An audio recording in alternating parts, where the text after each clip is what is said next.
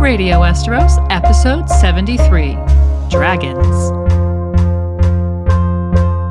Spoilers all books. Hello, and welcome to another episode of Radio Westeros. I'm one of your hosts, Lady Guinevere, and with me today, as always, is Yolkboy. Yeah, hi everyone, and thanks so much for joining us today for this new episode all about dragons. In the upcoming months, we're going to offer a trilogy of episodes about the three prominent and mysterious species in A Song of Ice and Fire. This one will be on dragons, then we'll have one on the others, and finally we'll look at the Children of the Forest and Greenseers. It's an exciting trio of episodes that we think will work very well together. So today our focus will be on those flying, fire-breathing creatures that so many of us love so much. We'll begin with a brief look at dragon mythology from the real world and examine why almost every culture features dragons of some sort and how this human obsession with a mythical creature has seeped into our storytelling and literature. Then we'll move on to a discussion about the origins of dragons in A Song of Ice and Fire. They're a mysterious species, and so we'll be putting our theory crafting hats on and sharing some of our theories about how the Valyrians went from shepherds to dragon riders. Who were the mysterious Ashai that are said to have taught them about dragons? Are the fireworms of Valyria and the wyverns of Sothorios related to dragons? What was going on with those dark human experiments on Gorgossus? And what's up with Valyrian blood? We've thought a lot about all of this, and there will be plenty of fresh ideas presented today.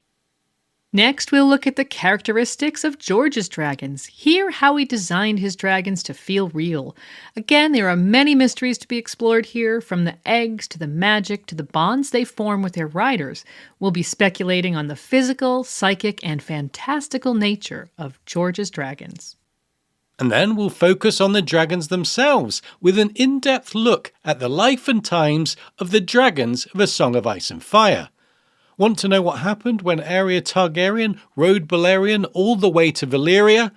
Or when Rhaenyra Beleris took her dragon to explore Sothorios? Stay tuned as we focus on all of your favourite dragons in all of their magnificent colours and shapes and sizes. Oh, and did I mention we'll also have a dragon egg hunt? And finally, we'll discuss how the power of dragons has shaped history, first in Essos and then in Westeros. We'll talk about the conspiracy theories concerning the death of the last dragon and how Dany was able to bring them back from extinction, as well as taking into consideration the possibility that fiery dragons could one day be pitted against the icy others. And we'll conclude by assessing what makes George's dragons so special and how they've become a pop culture phenomenon. So much to say today, and we can't wait to share our analysis with you. We think this will be a really exciting and intriguing episode.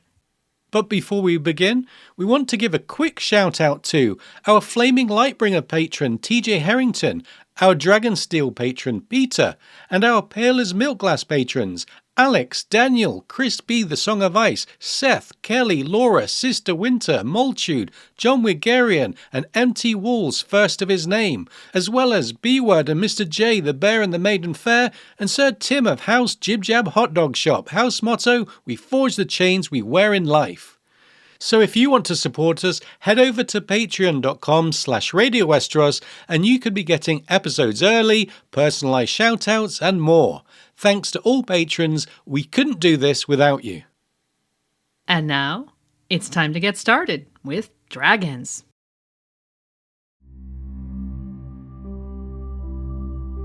Once a man has seen a dragon in flight, let him stay at home and tend his garden in content, someone had written once. For this wide world has no greater wonder.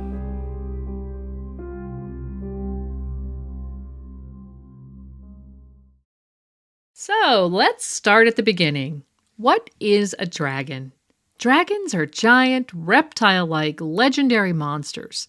The Latin word draconum, meaning huge serpent, eventually found its way into the English language, evolving into the word dragon. Given dragons are a fictional, mythological invention of the human imagination, what's amazing is that there are versions of dragons present in the myths and art of almost every culture on Earth. In storytelling around the world, from ancient to modern times, dragons are a phenomenon. People are simply obsessed with this sort of monster, and although there are differences between dragons from place to place, such as Western winged dragons versus the wingless dragons famous in Chinese culture, the fact that they are ubiquitous speaks to a connection of the human consciousness. The big question is, why are so many different cultures imagining the same fictional creature? Although this issue is still hotly debated by scholars and there are many different theories, there are two hypotheses in particular that interest us in attempting to explain the global dragon phenomenon. The first one we'll call snake theory. The evolution of the human mind from animal to rational thinker was a long and difficult journey, and one residual aspect of our modern brain that's rooted in our primal lifestyle is the fear of certain animals. Many of us jump when we see a tiny spider, panic at the thought of a shark, or wince at the sight of a snake slithering on its belly. And a fear of snakes is so common, in fact, that even in places where snakes don't reside, there's a high percentage of people afraid of them. So the snake theory suggests that dragon imagery was born out of this collective fear of snakes and other reptiles, a fear that earlier in our evolution kept our primitive ancestors alert to danger amidst the very real threats of nature. The resulting innate fear that existed in our collective consciousness was represented in our art and stories, manifesting in exaggerated forms of the animals. Thus, a snake becomes a dragon. The other hypothesis that we find interesting we'll call bone theory. Bone theory suggests that our forebears might have stumbled upon the giant bones of prehistoric animals, dinosaurs, and other extinct species. Without an understanding of the primeval world, ancient people would have had to rationalize the unexplainable, and so they might have imagined giant monsters roaming the earth. And are some of those larger dinosaurs really that different from the concept of dragons? We think both of these ideas are worth considering, and we don't necessarily view them as being mutually exclusive. Although the human obsession with dragons is mysterious and might never be explained with certainty, a deep-rooted fear of reptiles and a curiosity about giant bones seems like a good place to begin. Whatever the case, the idea of dragons became a universal archetype over the course of human history, and of course that seeped into our stories. Although oral stories have probably been with us since we've had language, the Mesopotamian poem, the Epic of Gilgamesh, is considered the oldest recorded literature. And in this ancient story, Gilgamesh slays a dragon named Humbaba. Already in circa 2000 BC, dragons were being written about, so who knows how far back undocumented dragon folklore goes. In the Middle Ages, there were more dragons included in our literature. In the circa 8th century epic Beowulf, which has had an enormous influence on fantasy storytelling, including the works of J.R.R. Tolkien, the titular character slays a dragon. And one of the primary sources for Arthurian legend, Geoffrey of Monmouth, from the 1100s, features dragons fighting in an underground lake, as we'll talk about later in the episode. In the modern period, we see a seven-headed dragon in The Two Brothers by the Brothers Grimm, the dragon-like Jabberwock in Lewis Carroll's poem Jabberwocky, and a cold northern and hot southern dragon in C.S. Lewis's The Pilgrim's Regress. And when J.R.R. Tolkien laid the foundation for modern fantasy with The Hobbit, The Lord of the Rings, and The Silmarillion, he included dragons such as Smaug and Calagon, and it paved the way for other seminal authors to follow suit, such as Robert Heinlein, Ray Bradbury, Ursula Le Guin, Diana Wynne Jones, and Terry Pratchett. And of course, there was one sci-fi writer out there who had an eye on modern fantasy. In 1980, George R. R. Martin released a children's fantasy novelette called The Ice Dragon. It begins, "The ice dragon was a creature of legend and fear, for no man had ever tamed one." At about the same time, George visited Hadrian's Wall, which had marked the boundary between Roman Britannia and Caledonia, or Scotland, and he imagined what it was like to be a Roman soldier looking out to the north. The seeds of A Song of Ice and Fire were beginning to take root in his mind, and around 1991 he sat down to start to plan his epic fantasy magnum opus. However, even with his keen interest in dragons and his love of Tolkien, George still wasn't planning on including dragons in his story. Today we'll be examining how dragons ended up in George's series and how he designed them to be a part of the world he was creating. We'll consider what intriguing mysteries surround the dragons, what mark they've left on the in-world history, and what effect they've had on real-world culture. So let's first hear the story of how dragons came to exist in A Song of Ice and Fire, both from a meta and in-universe perspective, and consider the origins of George R. R. Martin's dragons.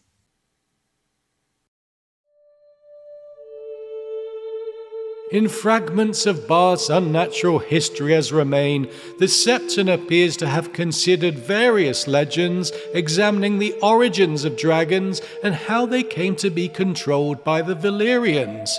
The Valyrians themselves claim that dragons sprang forth as the children of the 14 Flames, while in Qarth the tales state that there was once a moon that cracked like an egg and 1,000,000 dragons poured forth. In Ashai, the tales are many and confused, but certain texts, all impossibly ancient, claim that dragons first came from the Shadow, a place where all of our learning fails us.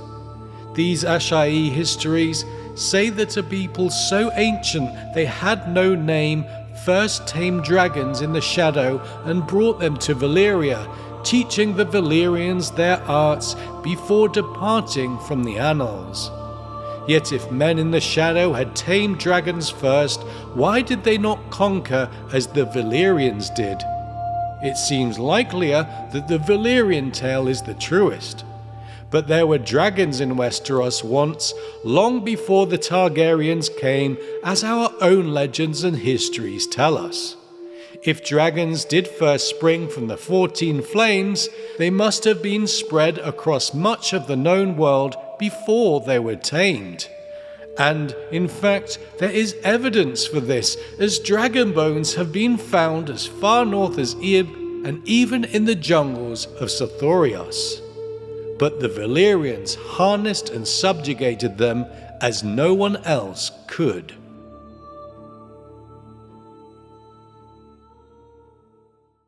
When you open the pages of A Storm of Swords, you might notice that the book's dedication reads, "For Phyllis, who made me put the dragons in." This Phyllis is Hugo and Nebula Award-nominated sci-fi and fantasy author Phyllis Eisenstein, who sadly passed away in 2020. In an interview with Talking TV podcast in 2012, just as his television adaptation of Game of Thrones was taking off, George had this to say about the inclusion of dragons in his world. "The dragons were one aspect that I did consider not including. Very early in the process, I was debating, should I do this just as historical fiction about fake history and have no actual overt magic or magical elements? But my friend Phyllis Eisenstein, a wonderful fantasy writer from Chicago, I happened to be talking with her at an early stage in the process. She said, 'Nah, you have to have dragons. It's a fantasy, you know.' And I dedicated A Storm of Swords to her, and I think that was the right thing to do." In advising George to include dragons in his story, Phyllis changed the trajectory of George R. R. Martin's career that's seen him rise to the very top of the fantasy literature pantheon alongside J.R.R. Tolkien. Fans of A Song of Ice and Fire and Game of Thrones fell in love with the fantasy world and can't imagine Westeros without dragons. But before writing dragons into his story, George had to first consider where they came from, what their history was before the main story, how they looked and behaved, and what effect they would have on the world and the plot. So, we're going to first look at where the dragons in George's world came from. One in world story from around Karth we can discard is that dragons came from the moon, which seems like pure mythology. Instead, we're looking for a more realistic, concrete explanation. While dragons are known to have been mastered by Valyrians thousands of years ago, helping them build up a formidable empire, there's evidence that dragons were around long before that. All the way back in 1999, George was asked this question. In the Hedge Knight, ancient dragons are mentioned, thousands of years old. Were there dragons in Westeros before the Targaryens brought them, or did the Targaryens bring the skeletons of old dragons with them? And George's answer was, there were dragons all over once. This short answer seems like an unambiguous statement from George that once upon a time dragons were in abundance and that they roamed wild wherever they pleased. Although enough has transpired since 1999 for George to have changed his mind and refined his world building and dragon lore, what he said there does seem to line up with the tidbits we get in the world book about ancient dragons. In the Rise of Valyria section, we get this. There were dragons in Westeros once, long before the Targaryens came, as our own legends and histories tell us. If dragons did first spring from the 14 flames, they must have been spread across much of the known world before they were tamed. And in fact, there is evidence for this, as dragon bones have been found as far north as Ib and even in the jungles of Sothorios.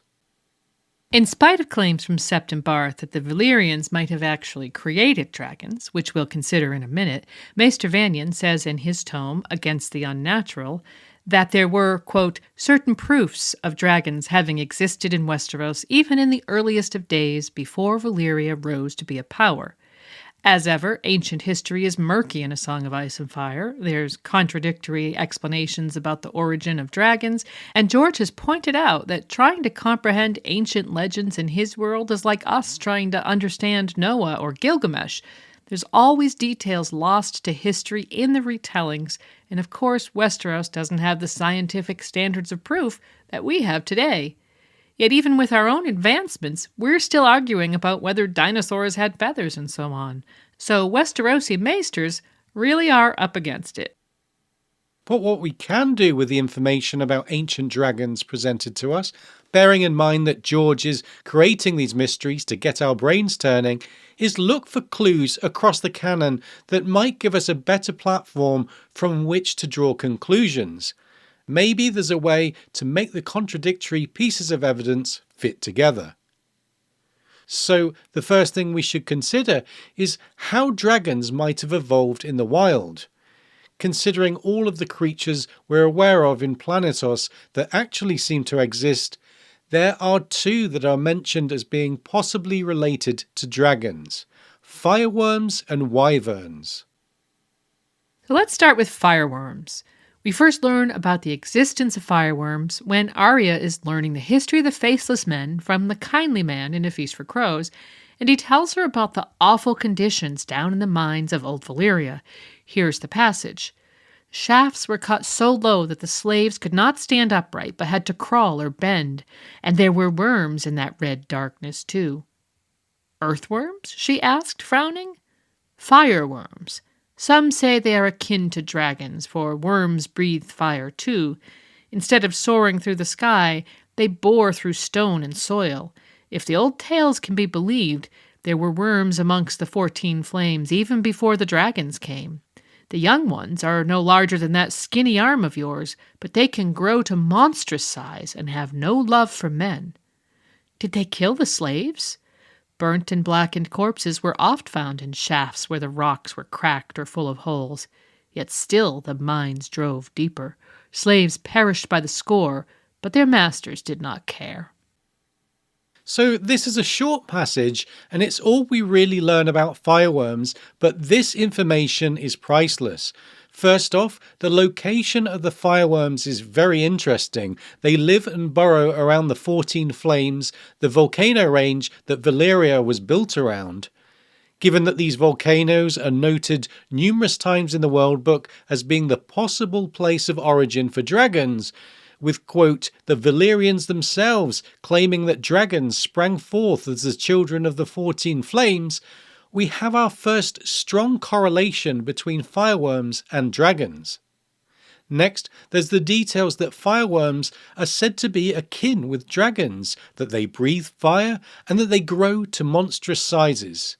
The kindly man is describing the fireworms basically as dragons without wings.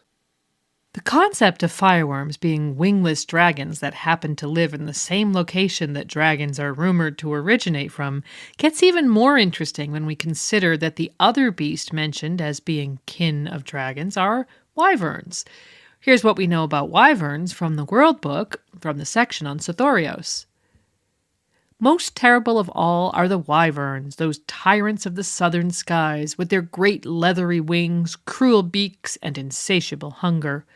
Close kin to dragons, wyverns cannot breathe fire, but they exceed their cousins in ferocity and are a match for them in all other respects, save size. Brindled wyverns, with their distinctive jade and white scales, grow up to 30 feet long. Swamp wyverns have been known to attain even greater size, though they are sluggish by nature and seldom fly far from their lairs. Brown bellies, no larger than monkeys, are even more dangerous than their larger kin, for they hunt in packs of 100 or more. But most dreaded of all is the shadow wing, a nocturnal monster whose black scales and wings make him all but invisible, until he descends out of the darkness to tear apart his prey.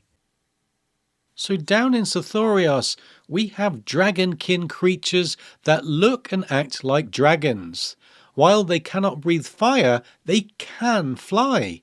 It doesn't take much of a leap to realize that if you cross fireworms who can't fly but can breathe fire with wyverns who can't breathe fire but can fly together, then you pretty much have a dragon.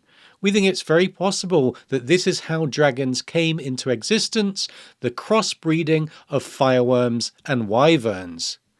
Given George's comment that dragons were everywhere once, perhaps this might have happened either naturally or by forced breeding long before the Valyrians were involved. One person who might agree that fireworm plus wyvern equals dragon is Septon Barth. In A Dance with Dragons, when contemplating the nature of dragons, Tyrion thinks Barth had been a blacksmith's son who rose to be king's hand during the reign of Jaehaerys the Conciliator. His enemies always claimed he was more a sorcerer than Septon. Baelor the Blessed had ordered all Barth's writings destroyed when he came to the Iron Throne. One book written by Barth that Tyrion is desperate to get his hands on is called Dragons, Worms, and Wyverns, Their Unnatural History. However, Tyrion is less than hopeful that he might one day get to read it, given its scarcity, although he does recall reading a fragment 10 years ago.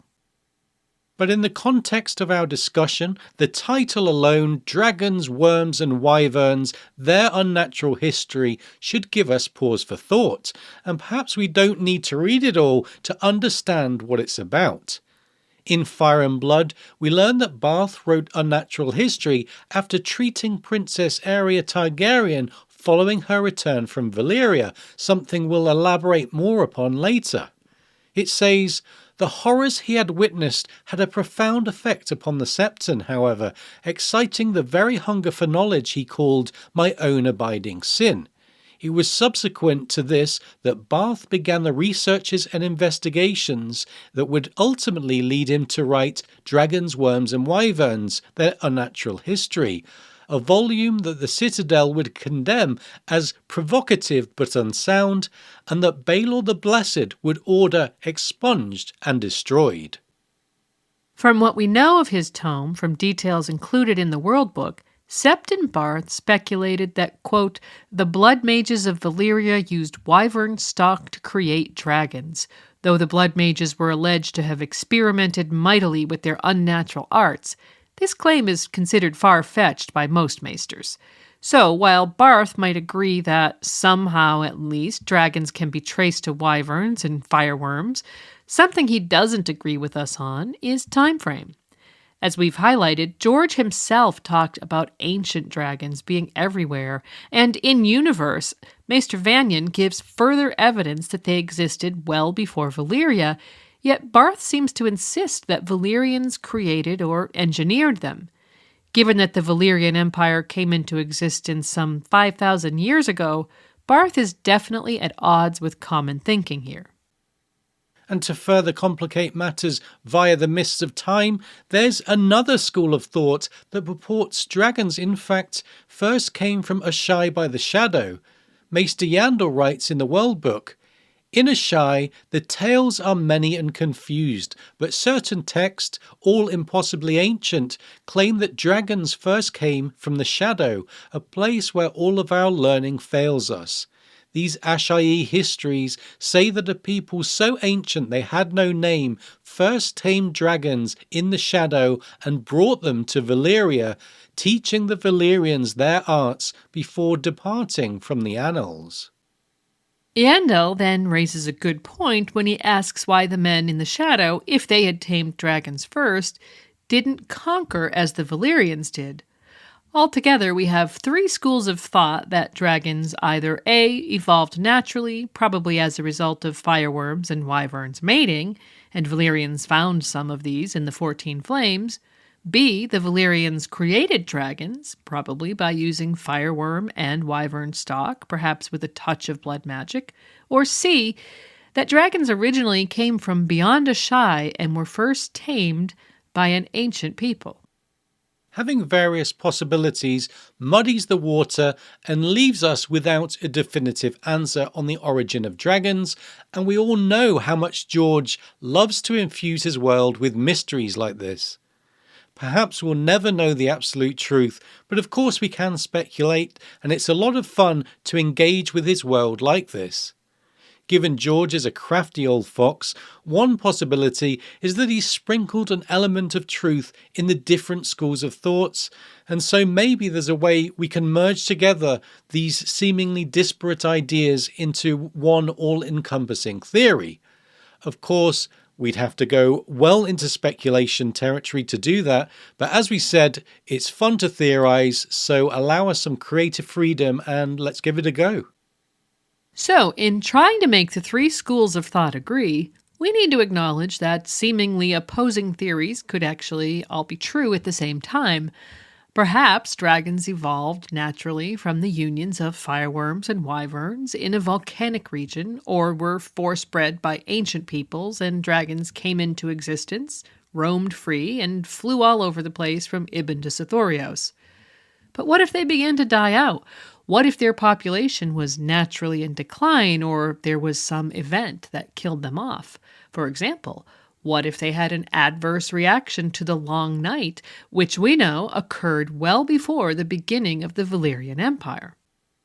If dragon numbers were somehow dwindling or they'd become extinct, this would allow the possibility that ancient dragons roamed free well before Valyria, and that the Valyrians later brought dragons back into existence. Maester Vanyan and Septon Barth would both be correct in this scenario. As for the legend that the ancient Ashai people taught the Valyrians how to tame dragons, this could also be true. We know that Ashai has volcanic areas nearby due to the fact that they export dragon glass, so they might well have had fireworms around there. It's very southern, so there might have been wyverns not too far away, and whether by natural process of force breeding, dragons might have first come out of that area. We really know so little about that part of the world, but when Vanyan questions why the Ashai didn't harness the power of dragons, he's ignoring the possibility that in ancient times they did exactly that. The empty city of Ashai was once sprawling enough to encompass Karth, Volantis and King's Landing, and there are also other ancient civilizations in Essos. The idea that dragons were once harnessed in that part of the world is not out of the question. If so, ancient dragon lore and wisdom might have been passed on through the ages, which was eventually given to the Valyrians. While this sort of theorizing sometimes feels like shooting in the dark, we do think there's ways, like the scenario we just outlined, that the disparate ideas about the origin of dragons could be bound together and unified. Whatever the case, the Proto-Valyrians are said to have been a tribe of humble shepherds before dragons entered the picture. In the main series, We meet a shepherding people called the Lazarene in Daenerys' chapters of A Game of Thrones. The Lazarene are depicted as a powerless race who want to lead a peaceful existence, but instead are routinely routed and brutalized by the aggressive Dothraki who attack them freely, killing the men and taking the women to be sold off as slaves. It's a bleak depiction of a simple lifestyle, a wandering race of shepherds who have no thick walls to hide behind and no method of effectively defending themselves. If we consider that life for the Proto-Valyrians in the time of the Giscari slave empire could very well have been every bit as brutal as it is now for the Lazarene, meaning they might have been prime targets for the slave trade too, we can imagine how drastically things changed for them when they acquired dragons. They suddenly found themselves moving from the most powerless to the most powerful people in Essos in a relatively short amount of time. Maybe the Valyrian Peninsula had some good grazing spots, or maybe along the volcanic coast was the best place they could find to hide from oppression, given they're noted as sheltering there. We don't know for sure what brought a race of shepherds into volcano territory, but there was certainly a boon hidden in this probably inhospitable environment. They either found dragons there or found fireworms and learned how to create dragons. Either way, neither dragons nor fireworms could have existed in many other places because, as Yandel puts it, the Valyrians harnessed and subjugated dragons as no one else could. So the shepherds were ultimately able to hold a monopoly on dragons because of an advantage in location or know-how or both. Whether or not they really did meet descendants of an ancient Ashai people who helped them learn the ways of dragons is anyone's guess, but it's a strange detail for George to include if there's absolutely no basis, and it's fun to imagine how this scenario might have transpired. The Valyrians had the prime fireworm/dragon real estate, and the Ashai had the know-how. Perhaps they agreed to team up, but the Valyrians embraced dragon power and betrayed their allies after rinsing them for their dragon knowledge. Or perhaps, given the aggressive Giscari Empire might have been a common enemy, the Valyrians and the Ashai might have actually worked together. The Valyrians became the dragon riders, and the Ashai became their mages, and together they formed a freehold revolving around the magical subjugation of volcanoes and dragons that made old geese tremble. George said in his interview with our friends at History of Westeros that aside from the Dragon Lords, there was, quote, another powerful group in Valyria who were not necessarily the dragon riders, and those people practiced blood magic. Given there's also hints that Valyria itself, situated among the 14 Flames, was held together by its mages who protected the city from volcanic eruptions, we wonder if these mages might have been those Ashai. With the many references to blood magic in Targaryen lore and the fact that they began as simple shepherds, what's clear is that someone must have taught them all of this magic. It makes sense to us that expertise traveled from Ashai, a part of the world notorious for its mysterious culture of magic and the dark arts.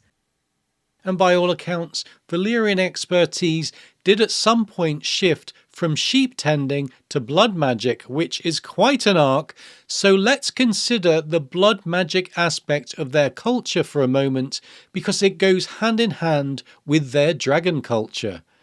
As we mentioned, George says that there were blood mages who were an important part of Valyrian society. In an episode of House of the Dragon, there's mention of a place called the Enogrion in Valyria where blood mages worked their craft. And although show canon is certainly not book canon, we do wonder if this detail is from George himself. Fantasy linguist David J. Peterson, who does work directly with George to develop the Dothraki, Valyrian and other languages, and is therefore privy to world-building information, says that the word Enogrion means temple and is linked to the word for blood. We find it very interesting that blood magic and religion are so inextricably linked in Valyrian society.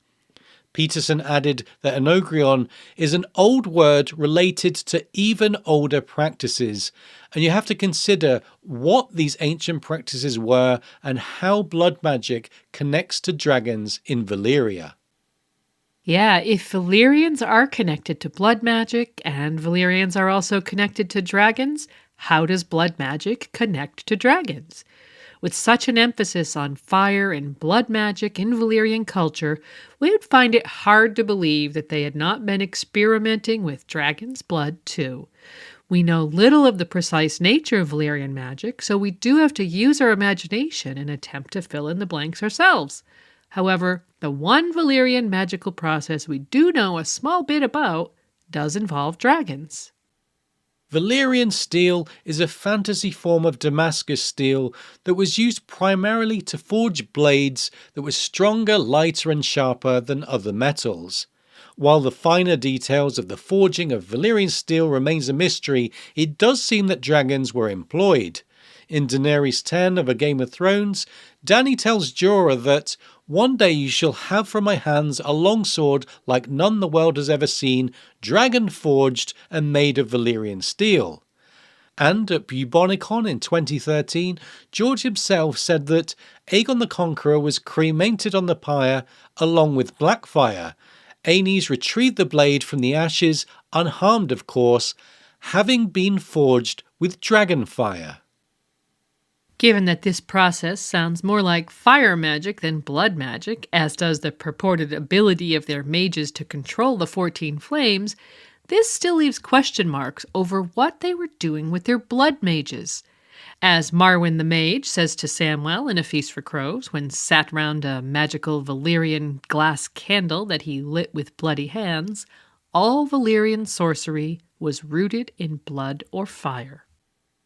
And there's evidence of much darker blood magic being practiced within the Valyrian Empire. In the Third Giscari War, the Valyrians captured the Basilisk Isles, and on the southern coast was a ruined city they called Gogossus. Maester Yandel says, "It was an evil place. The Dragon Lords sent their worst criminals to the Isle of Tears to live out their lives at hard labour. In the dungeons of Gogossus, torturers devised new torments. In the flesh pits, blood sorcery of the darkest sort was practiced, as beasts were mated to slave women to bring forth twisted half-human children. The infamy of Gogossus outlived even the Doom." So, from this horrific description, it seems Valyrians were crossbreeding different species and using powerful blood magic in the process. This does seem to fit with the notion we brought up earlier that they might have crossed fireworms and wyverns to create dragons, and to give you an example of how this might have been done, maybe they captured a fireworm around the 14 flames and the Ashai brought them a wyvern's egg to hatch from somewhere down south, and they successfully crossed the species via mating and blood magic. But there's also the possibility that they were experimenting with dragons and humans and trying to mix their blood as well. Given what was going on in Gogossus, this hardly seems out of the question, and although mating humans and dragons might be pushing the notion too far, they could have at some stage been trying to put a drop of dragon's blood into human bloodstreams as a way to bond themselves with the fire-breathing beasts they were seeking to control. The Targaryen words are fire and blood, and there are 100 references to blood of the dragon and a drop of dragon's blood in the text. So could this theme be more literal than simple sigil symbolism? We are in a fantasy story after all, and bathing in dragon's blood and attempting to imbue its power is a fantasy trope as old as time.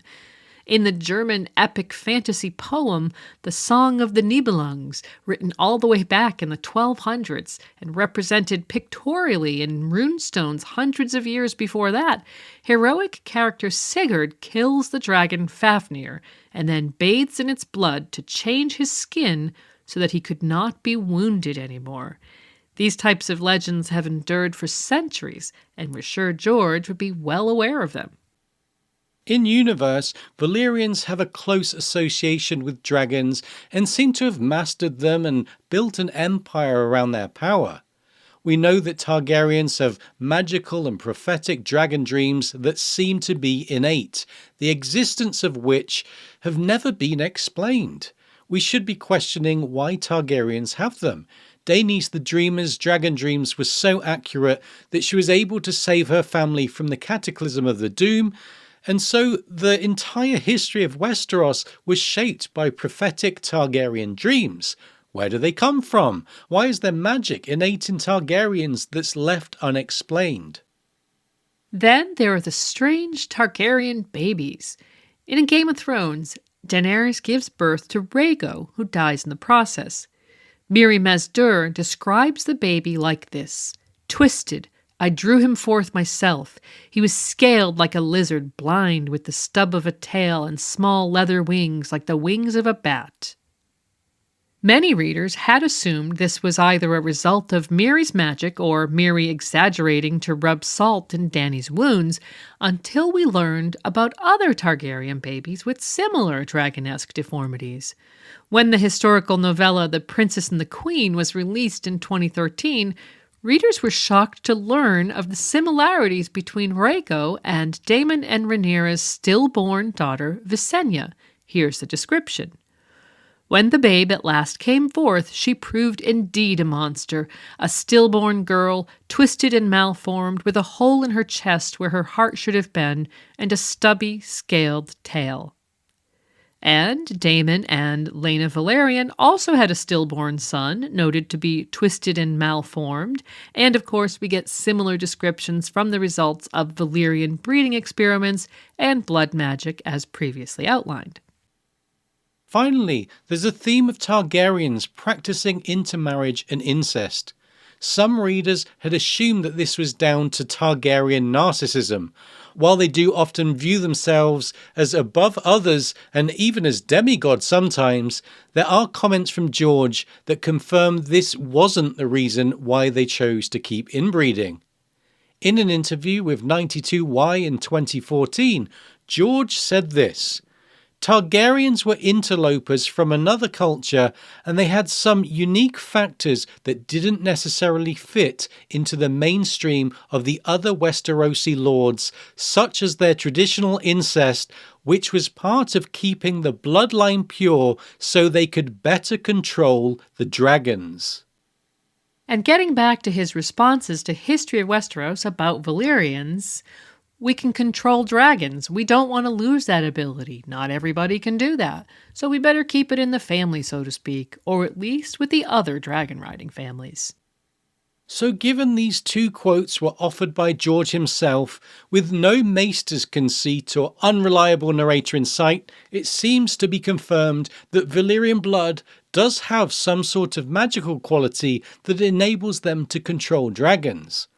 Considering the long history of humans using dragon's blood in fantasy stories, the Valyrian penchant for blood magic and weird experiments, the unexplained, magically prophetic Targaryen dreams, the curious dragon-esque babies, and the tradition of incest that was practiced in order to control the dragons, the case that there's a literal drop of dragon's blood in the Targaryen bloodstream is very strong. How the Valyrians might have done this is a mystery, and it might always be a mystery, but certainly rather than bathing in the blood like the old legends, they were using blood magic, and so it's not too difficult to imagine some dark rite occurring where blood was somehow transferred in a primitive sort of blood transfusion. As a result, the Valyrians were able to better control the dragons, and we'll get into the relationship between Valyrian blood and dragon riding later on. But we know, quote, "the Valyrians harnessed and subjugated dragons as no one else could."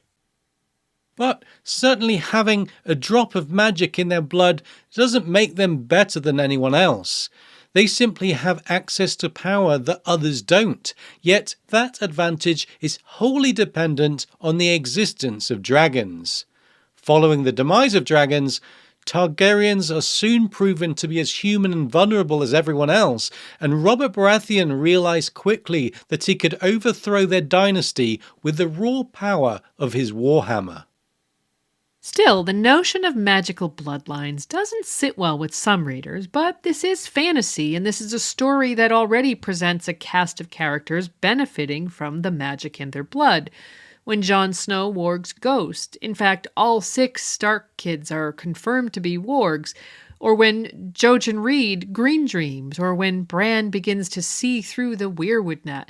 It's very likely that this is all due to a magical bloodline circulating in the north. We'll look at this in an upcoming episode about Greensight and wargs, but it seems to us that in simple terms, this magical blood went from the Children of the Forest to the Cranach men to the Starks. If true, this could be a parallel to Targaryens and their bloodline. There's the prophetic dreams and the magical connection with beasts. Whatever the case, one way or another, Valyrians mastered dragon riding, and with that formidable power at their disposal, turned from shepherds to conquerors. They built a freehold that first matched and then overmatched the Giscari Empire. The final time the Valyrians marched on Old Gis, they razed the city to announce themselves as the dominant force in Essos. The Valyrian freehold stood for some 5,000 years, and at its heart was Old Valyria, a Rome-esque city where 20 houses contested for power, although it should be noted that House Targaryen were not among the most powerful. The artwork of Valyria in the World Book depicts opulent spiraling towers, rivers of lava, and many dragons circling above the city. Valyria is a true work of fantasy, a place we can imagine in our mind's eye, even though it was destroyed around 400 years before the start of the story. Of course, Valyria was destroyed when the doom struck, and while the hows and whys of this catastrophic event are beyond our scope today, the result was the death of many Valyrians and many dragons. As Yandel puts it, the time of the dragons in Essos was at an end. Because of Daenys the Dreamer's dragon dreams, though, the Targaryens did escape the Inferno 12 years before it occurred with 5 dragons, and it wasn't long before they turned their gaze towards Westeros. Someday the dragons will return. My brother Daeron's dreamed of it, and King Aerys read it in a prophecy. Maybe it will be my egg that hatches. That would be splendid.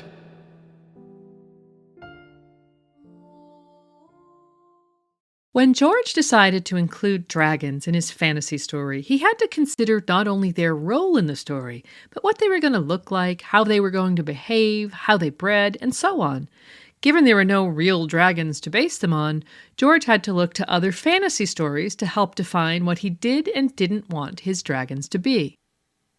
One of George's biggest fantasy influences is J.R.R. Tolkien, who in his famous 1938 novel The Hobbit included a talking dragon named Smaug.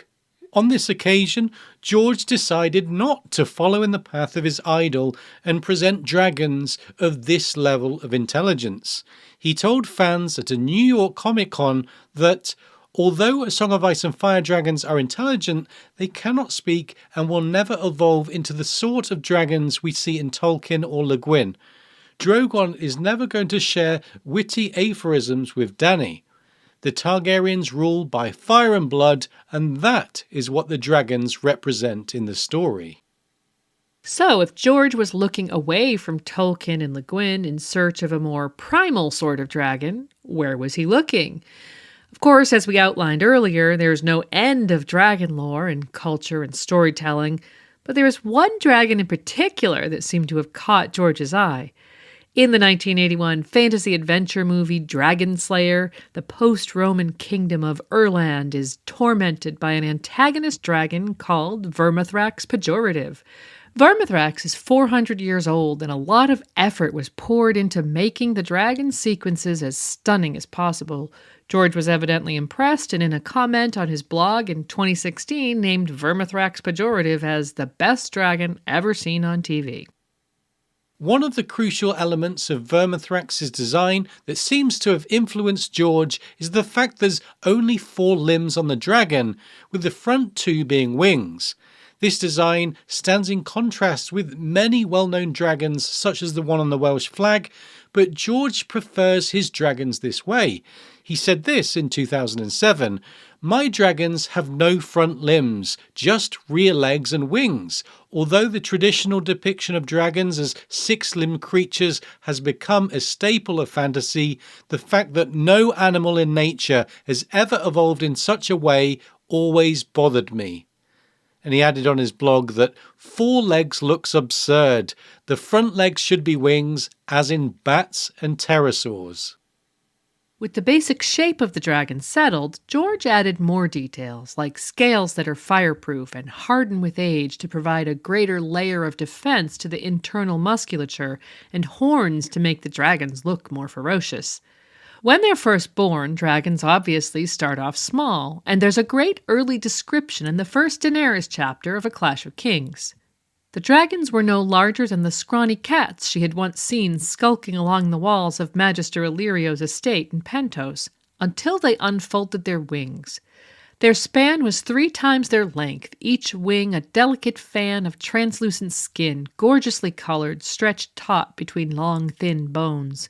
When you looked hard, you could see that most of their body was neck, tail, and wing. However, dragons don't stay small for long, and as the strangely familiar Arstan Whitebeard tells Dany in A Storm of Swords, Balerion the Black Dread was 200 years old when he died during the reign of Jaehaerys the Conciliator. He was so large he could swallow an aurochs whole. A dragon never stops growing, your grace, so long as he has food and freedom. So, a well-fed dragon that's not spent its life locked up in a dark pit will grow and grow, and Balerion is the best case study on this subject, being the only dragon we have a good record of that lived on and didn't die in battle but of natural causes. As we heard in that quote, Barristan says he was around 200 years old when he died, and although Balerion alone makes for a minute sample size, it's interesting to know their approximate lifespan. Surely in the wild, or even in old Valyria where there was more expertise, dragons might have lived on even longer. Regardless, given we know from A Dance with Dragons that in under 2 years, quote, Drogon had grown so large that his wings stretched 20 feet from tip to tip, we can see how much power just one dragon can offer. Aegon the Conqueror changed the course of Westeros with Balerion in a relatively short time, so a lot could be achieved in just the lifespan of a single dragon. One point to note, though, is that at a certain age and size, dragons find it difficult to take off, fly, and land. In Fire and Blood, we learn that by the time Prince Viserys mounts Balerion in 93 AC, when the dragon was nearing the end of his life, that the old dragon had stopped growing at last, but he was sluggish and hard to rouse, and he struggled when Viserys urged him into the air. The young prince flew thrice around the city before landing again. He had intended to fly to Dragonstone, he told his father afterward, but he did not think the Black Dread had the strength. Less than a year later, Balerion was gone. Despite fading in the twilight of their lives, dragons are military game changers, formidable creatures, invaluable in situations of war. Given there's no gunpowder in this faux medieval setting, they are a superweapon. They fly swiftly in the air, making them difficult to aim at. They are armoured in scales, and they have powerful jaws. They also have sharp claws, long horns, and a tail like a giant whip. And as if all of this wasn't enough, they also breathe fire at will. When Samwell discusses Marwyn's glass candle in A Feast for Crows, he asks the mage, what feeds the candle's flame? Marwyn answers with a question of his own. What feeds a dragon's fire? Of course, the answer is simply magic. Dragons are magical creatures that can conjure fire from their gullets in seemingly unlimited amounts. The older a dragon gets, the hotter its flame, and you only have to look at the walls of Harrenhal to see exactly how hot we're talking. Aegon the Conqueror attacked Harrenhal some 300 years before the main story, and here's the description of the ruined castle from an Arya chapter. Harrenhal's gatehouse, itself as large as Winterfell's great keep, was as scarred as it was massive, its stones fissured and discolored. From outside, only the tops of 5 immense towers could be seen beyond the walls. The shortest of them was half again as tall as the highest tower in Winterfell, but they did not soar the way a proper tower did. Arya thought they looked like some old man's gnarled, knuckly fingers groping after a passing cloud. She remembered Nan telling how the stone had melted and flowed like candle wax down the steps and in the windows, glowing a sullen, searing red as it sought out Harren where he hid. Arya could believe every word. Each tower was more grotesque and misshapen than the last, lumpy and runneled and cracked. So the breath of a mature dragon is hot enough to melt stone and steel, and we learn via Cersei that it's hotter even than wildfire. In the World Book, Maester Yandel claims that Valyrians use dragon fire to shape buildings and roads. He says, "The Dragon Lords of Valyria, as is well known, possessed the art of turning stone to liquid with dragon flame, shaping it as they would, then fusing it harder than iron, steel, or granite." We also know that Valyrians harness dragon flame to make Valyrian steel, as we mentioned, and so altogether we can see that this is no ordinary fire. Speaking of the fiery wonder of dragons, the mysterious Quaithe tells Dany that dragons are fire-made flesh and fire is power. In the prologue of A Game of Thrones, we're introduced to the Others, a race of elegant swordsmen who carry the cold with them and have a strange mastery over ice. It's clear that dragons are meant to be the fiery parallel to the icy Others, and both are undoubtedly magical beings. Dragons are a manifestation of fire, and as such, they're warm and have hot blood. When Drogon is stabbed with a spear in Daznak's pit, Dany sees smoke rising from the wound. Being fire-made flesh, dragons seem impervious to fire itself, although there are question marks around their eyes as weak spots, given Sunfire blinds Moondancer with flame during the Dance of the Dragons, though we don't know how severe that blinding was, because Moondancer dies shortly afterwards. Altogether, killing a fully grown dragon out in the open is a near impossible task unless you yourself have a dragon. Numerous dragons were killed in the storming of the dragon pit, but that was within the confines of a building. The only dragon we know of that we can be sure was killed by a human in the open is Meraxes, although the circumstances of Vermax's death are uncertain, and there's also the legend of Serwyn of the Mirror Shield. Anyway, here's what it says in the World Book about the death of Meraxes. It was at Hellholt where the Dornish had their greatest success against the Targaryens. A bolt from a scorpion pierced the eye of Meraxes, and the great dragon and the queen who rode upon it fell from the sky. In her death throes, the dragon destroyed the castle's highest tower and part of the curtain wall. Queen Rhaenys' body was never returned to King's Landing. Perhaps predictably, Meraxes' vulnerable spot was the eye, which lines up with the legend of Serwyn of the Mirror Shield, who is said to have killed Euryx by stabbing his sword through its eye. Other than the eyes, it seems difficult to slay dragons. As Daemon Targaryen said in the Black Council at the start of the Dance of the Dragons, it is no easy thing to be a dragon slayer. But dragons can kill dragons, and have. Any maester who's ever studied the history of Valyria can tell you that. And when dragons do die, they leave behind strong black bones that, as we said earlier, have been found from Ib to Sothorios. Dragon bone is mentioned as early as the first Dany chapter in A Game of Thrones, when she notes that Illyrio deals in them. Then Tyrion borrows a book on dragons from the Winterfell library and begins to read it on his way to the wall. It says, Tyrion curled up in his fur with his back against the trunk, took a sip of wine and began to read about the properties of dragonbone. Dragonbone is black because of its high iron content, the book told him. It is strong as steel, yet lighter and far more flexible, and of course utterly impervious to fire. Dragonbone bows are greatly prized by the Dothraki, and small wonder. An archer so armed can outrange any wooden bow. Tyrion had a morbid fascination with dragons. Tyrion certainly does seem fascinated with dragons, and although this obsession already had a plot purpose, given he later headed to Daenerys hoping to become her dragon advisor, some fans wonder if this is all set up for him one day riding a dragon. Although Tyrion's story is beyond our scope today, what is pertinent is the question about dragon riding and who is able to do it. Fans have debated for years and years whether only certain people have the ability to ride dragons and whether anyone could do it if they were physically able and had the know-how. The theory goes that only certain characters with blood from a certain Valyrian bloodline, namely the Targaryen bloodline, can mount dragons. One thing is for sure here, George has cultivated this to be a mystery on purpose and would probably be thrilled that dragon-related issues like this are so often discussed in a Song of Ice and Fire analysis. We want to examine how George has fed both sides of the debate.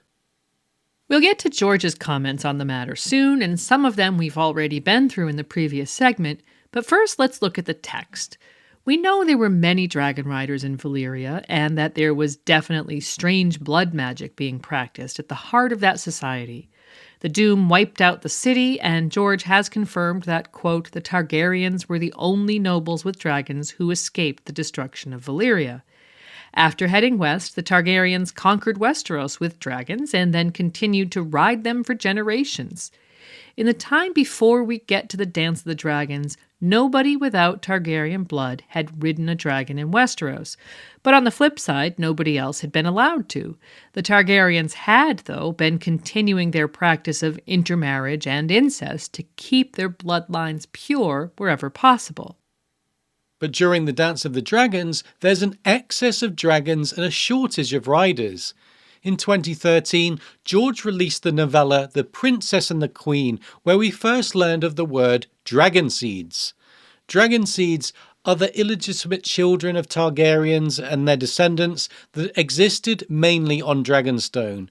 The number of seeds on Dragonstone is linked to the grotesque custom of the Lord's right to the first night. In the novella, we get this passage.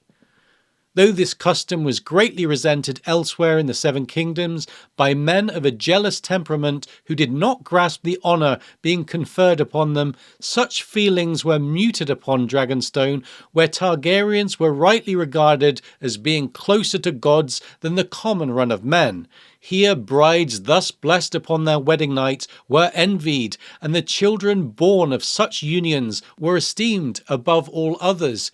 For the lords of Dragonstone oft celebrated the birth of such with lavish gifts of gold and silk and land to the mother. These happy bastards were said to have been born of dragon seed and in time became known simply as seeds. Even after the end of the rite of the first night, certain Targaryens continued to dally with the daughters of innkeeps and the wives of fishermen, so seeds and the sons of seeds were plentiful on Dragonstone. So, on Dragonstone, there are many small folk with Targaryen blood in their veins. So many, in fact, that without the ability to do modern-day DNA tests, it becomes difficult to say who does and doesn't have it. It's a whole island of people who might be blood related to Targaryens. And Rhaenyra's Blacks, desperate for more firepower, ultimately looked to Dragonstone for more riders. It says, Prince Jacaerys needed more dragon riders and more dragons, and it was to those born of dragon seed that he turned, vowing that any man who could master a dragon would be granted lands and riches and dubbed a knight. His sons would be ennobled, his daughters wed to lords, and he himself would have the honor of fighting beside the Prince of Dragonstone against the pretender Aegon II Targaryen and his treasonous supporters. And so, over the course of the war, we see 4 so-called dragon seeds riding dragons. I use the words so-called because, as proof of George's efforts to cultivate the question of Valyrian blood for dragon riders, we can't be sure if all of these characters are descended from Targaryens or not. If they're not directly related to Targaryens, then who's to say they don't have a drop of Targaryen blood from a more indirect path of lineage? This is a small island community after all. So Jacaerys invited the seeds to try and mount the riderless dragons, some of which were wild, in an event that became known as the Sowing of the Seeds. Perhaps unsurprisingly, many people died in their attempts. We get this from the novella. Dragons are not horses. They do not easily accept men upon their backs, and when angered or threatened, they attack. 16 men lost their lives during an attempt to become dragon riders. 3 times that number were burned or maimed. Steffon Darklyn was burned to death whilst attempting to mount the dragon Seasmoke. Lord Gorman Massey suffered the same fate when approaching Vermithor. A man called Silver Dennis, whose hair and eyes led credence to his claim to be a bastard son of King Maegor the Cruel, had an arm torn off by Sheepstealer. As his sons struggled to staunch the wound, the cannibal descended on them, drove off Sheepstealer, and devoured father and sons alike. But in spite of the casualties, there were people who eventually bonded with and rode dragons. Having already once been ridden, the Targaryen castle dragons, Vermithor, Silverwing and Seasmoke, were easier to tame than the wild ones. Vermithor, King Jaehaerys' former mount, quote, bent his neck to a blacksmith's bastard, a towering man called Hugh the Hammer. Silverwing, who once belonged to Queen Alysanne, was claimed by a pale-haired man-at-arms named Ulf the White for his hair. And Laenor Valyrian Seasmoke went to a 15-year-old boy named Adam of Hull, who had Valyrian looks but whose lineage is still disputed. Fire and Blood suggests he was either the son of Laenor Velaryon or his father Corlys. In none of these cases can we say for sure whether the riders had Valyrian blood or if that blood aided the bonding with the dragons. The final seed to ride a dragon, though, is a really interesting case in this discussion. The dragon in question is one of the 3 wild ones living on Dragonstone, called Sheepstealer. In the novella, we get this. Dragonstone's 3 wild dragons were less easily claimed than those that had known previous riders, yet attempts were made upon them all the same. Sheepstealer, a notably ugly, mud-brown dragon, hatched when the old king was still young, had a taste for mutton, swooping down on shepherds' flocks from Driftmark to the Wendwater.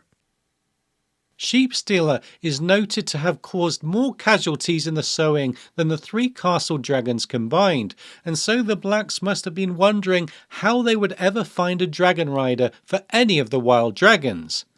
However, enter into the story a girl called Nettles.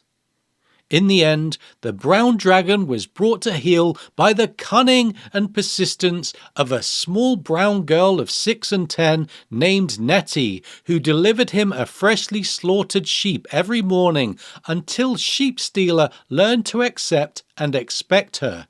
She was black-haired, brown-eyed, brown-skinned, skinny, foul-mouthed, filthy and fearless, and the first and last rider of the dragon Sheepstealer. So here, Nettles gained an advantage in the quest to mount an aggressive wild dragon by using her intelligence and feeding a dragon known for eating sheep exactly what he wanted.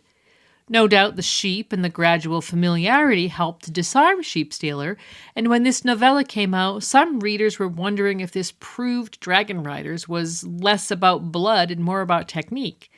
But this isn't necessarily the case.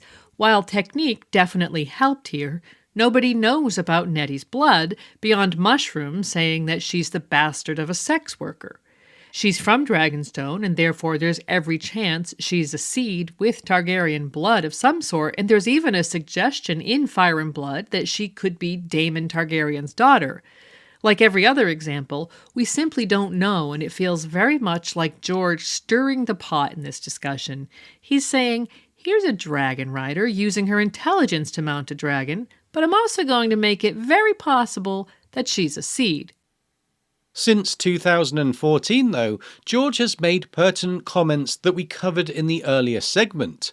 In separate interviews, he confirmed that Valyrians intermarried and practiced incest in order to control their dragons, and that they kept their bloodlines pure with other dragon-riding families because they didn't want to lose their ability to ride dragons, and not everybody had that ability. For all the Targaryen bluster and narcissism about being demigods, it does seem there's something in their blood that at the very least makes dragon riding easier, and we hope we laid a lot of that out earlier. Whether this all means only people with Targaryen blood can ride dragons, we'll leave for you to decide, but there might be more wiggle room given we see a supposed dragon binding horn in A Feast for Crows, although we don't really know much about it at this stage. All I know of dragons is what my brother told me when I was a girl and some I read in books. But it is said that even Aegon the Conqueror never dared mount Vhagar or Meraxes, nor did his sisters mount Balerion the Black Dread. Dragons live longer than men, some for hundreds of years, so Balerion had other riders after Aegon died, but no rider ever flew 2 dragons. Beyond whether or not you need certain blood to ride dragons, there are other interesting aspects to consider. Whereas one dragon can have several riders in succession, no one person has ever ridden more than one dragon to our knowledge. And add to that, no one's ever ridden a dragon while the previous owner still lives. Perhaps Joffrey Velaryon found out that neither of these things is possible when, as the rider of Tyraxes, he attempted to mount his mother Rhaenyra's dragon Syrax. In Fire and Blood it says, once in the air, Syrax twisted beneath Joffrey, fighting to be free from his unfamiliar rider. 200 feet above Flea Bottom, Joffrey slid from the dragon's back and plunged to earth. We can't say for sure if one person can only ride one dragon in their lifetime, because although both Rhaenyra and Aegon II, whose dragons died during the dance, showed a strong interest in hatching new eggs, nobody has actually ever ridden 2 dragons. We also can't say if someone can only ride a dragon if the dragon's current rider is dead, but certainly interesting to think about how deep the connection with dragons really goes if either were true. In the latter case, it would mean that a dragon can sense when their rider dies, which would speak to a wonderful and magical connection between dragon and rider. It is noted that when Helaena Targaryen impaled herself and dies, that, quote, at the moment of her death across the city atop the hill of Rhaenys, her dragon Dreamfire rose suddenly with a roar that shook the dragon pit, snapping 2 of the chains that bound her. Yes, Septon Barth wrote that it may well be that dragons somehow sense and echo the moods of their riders. There seems to be further evidence to support this notion. For example, when there's initial friction between Alicent and Rhaenyra's parties in the build-up of the Dance of the Dragons, their dragons begin to dislike each other. Archmaester Gildane wrote, "The feasts and tourneys continued as before and peace prevailed throughout the realm, though there were some sharp-eyed who observed the dragons of one party snapping and spitting flame at the dragons of the other party whenever they chanced to pass near each other." And then later into the story, in a scuffle after Aemon Targaryen mounts Vhagar, Lucerys Velaryon puts out Aemon's right eye. It says, by the time the stable boys finally arrived to pull apart the combatants, the prince was writhing on the ground, howling in pain, and Vhagar was roaring as well. So, could this be Vagar sensing her rider's pain? It certainly seems that the bond between dragon and rider is somehow telepathic, and given what we see in the Stark's point of views, bonding with their direwolves, it makes this fantasy world even more intriguing and mysterious. And talking of mysteries, another aspect of dragons that we can't be sure of is their reproduction. There are debates in universe as to how to define the sex of a dragon. Archmaester Gildane believes a dragon that lays eggs is female and one that doesn't is male. However, in A Feast for Crows, Maester Aemon agrees with Septon Barth's belief that, quote, dragons are neither male nor female, now one and now the other, as changeable as flame. Then in the World Book, it says that Maester Anson believes that Barth's comment has been misunderstood due to, quote, an esoteric metaphor that Barth preferred when discussing the higher mysteries, and therefore the belief that dragons could change sex at need is erroneous. If it feels like we're being led around in circles, then that's probably exactly what George wants. The takeaway is that in-universe, this aspect of dragons is still hotly debated among Westerosi intellectuals. Given that in the real world, animals like the Komodo dragons can reproduce asexually by a process called parthenogenesis, we can't even be sure if dragons need a mate to fertilize their eggs. However, in Fire and Blood, there's an interesting passage where we learn first that 2 dragons flew together, and then that one produced eggs, all in the same sentence, perhaps insinuating that the dragons had mated. It says, Daemon and Laena oft visited with the princess, and her with them. Many a time they flew together on their dragons, and the princess's she-dragon Syrax produced several clutches of eggs. Without knowing the exact nature of dragon reproduction, let's focus on the eggs. Dragons lay their eggs in small clutches. The color of the egg seems to correlate with the dragon that emerges if Dany's 3 eggs and dragons are anything to go by. Eager to start the bonding process early, Targaryens have a tradition of gifting cradle eggs to newborn members of the family. Receiving a cradle egg is no guarantee, though, of hatching a dragon, as the hatching process is yet another dragon mystery. We know the Targaryens had hatcheries on Dragonstone because we're told in The Princess and the Queen that the wild dragon Cannibal used to, quote, descend upon the hatcheries of Dragonstone to gorge himself on newborn hatchlings and eggs. Even with this level of expertise, though, producing an actual dragon from an egg seems hit or miss, and there are various accounts of Targaryens trying in vain to hatch eggs. In the main series, known dragons have been extinct for almost 150 years, the Targaryens have been overthrown, and key knowledge pertaining to dragons has been lost. Daenerys is gifted 3 stone dragon's eggs by Illyrio Mopatis as a wedding gift, so we know that it's said that eggs that don't hatch eventually turn to stone. Without the benefit of access to dragon-related knowledge, Dany's experience with the dragon's eggs that she eventually hatches is more instinctive. She has a strange relationship with the eggs from the start. They feel hot to her, and she sometimes dreams of dragons. She also seems to feel stronger when they're close by, as we see in her 4th chapter. Dany curled up on her side, pulling the sand-silk cloak across her and cradling the egg in the hollow between her swollen belly and small tender breasts. She liked to hold them. They were so beautiful, and sometimes just being close to them made her feel stronger, braver, as if somehow she were drawing strength from the stone dragons locked inside. When she eventually puts them into Drogo's funeral pyre before walking into the flames, she's using her instincts to hatch the dragons in what George has described as a one-off miracle. At the very end of A Game of Thrones, we get this classic line that seems to slip into omniscient narration. As Daenerys Targaryen rose to her feet, her black hissed, pale smoke venting from its mouth and nostrils.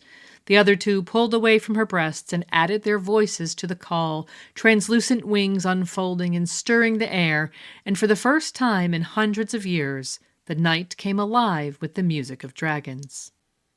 Given the reports of here be dragons at the fringes of the known world are probably untrue, which is supported by the fact that the strength of magic seems to increase in the world after Daenerys' dragons hatch, it seems that Dany has brought dragons back from extinction. Despite not originally planning to include them in the story, George has made dragons central to his world. Not only are they linked to the general strength of magic, evidenced by Helene's reaction to the wildfire spells suddenly working more efficiently. You don't suppose there are any dragons about, do you? But they are also linked to the seasons. In The Hedge Knight, we learn that the summers have been shorter since the last dragon died, and the winters longer and crueler. In linking dragons to the seasons, George made them a part of his world building, not just monsters in the story serving as antagonists for a hero to slay. By designing his dragons so thoroughly that they feel almost real to many of us, by using his own original ideas to avoid tired fantasy cliches, and by imbuing the history, mythology, and lore of dragons with just the right amount of mystery, George has offered us a fantasy species that is at once believable, exciting, and intriguing. He clearly gave a lot of thought to his dragons, and now it's difficult to imagine his world without them. And now that we've talked about the origins and characteristics of dragons in A Song of Ice and Fire, let's take a look at the dragons themselves. From Euryx to Balerion, from Sunfire to Drogon, the next section will be all about the dragons we encounter across the canon of A Song of Ice and Fire and its auxiliary material. Radio Westeros is supported by patrons, and now, at the midpoint of the episode, we want to take a moment to thank our patrons from the Valyrian Steel level. Thanks to Aileen, Akiva of House Hunt, Akka from Ashai, Oxheart, Amber the Adamant, Anna, Hortense of Ashai, Arshia, Blight Spirit, Archmaester Kobe of the Higher Mysteries, Cabot the Unfrozen, Marge of the Mage, David, Dean, James K., Lord Sosa and his faithful canine companion Theoden, Jill, Miss Jody, J.M., Herbert Westeros, the Miskatonic Maester, Epimetheus, Juna of House Aiko, Casey, Lady Silverwing, Infandaris, the Unspeakable Terror, Luke, Mark, Boss, Noble Sir Matthew, Sword of the Early Moon, the Sithorian, Sally, Sheila, Tristis Lorien, Wild Child of the Wolfswood, W, Sword of the Evening, and Lady Direliz of Castle Naki, the Alpha Patron.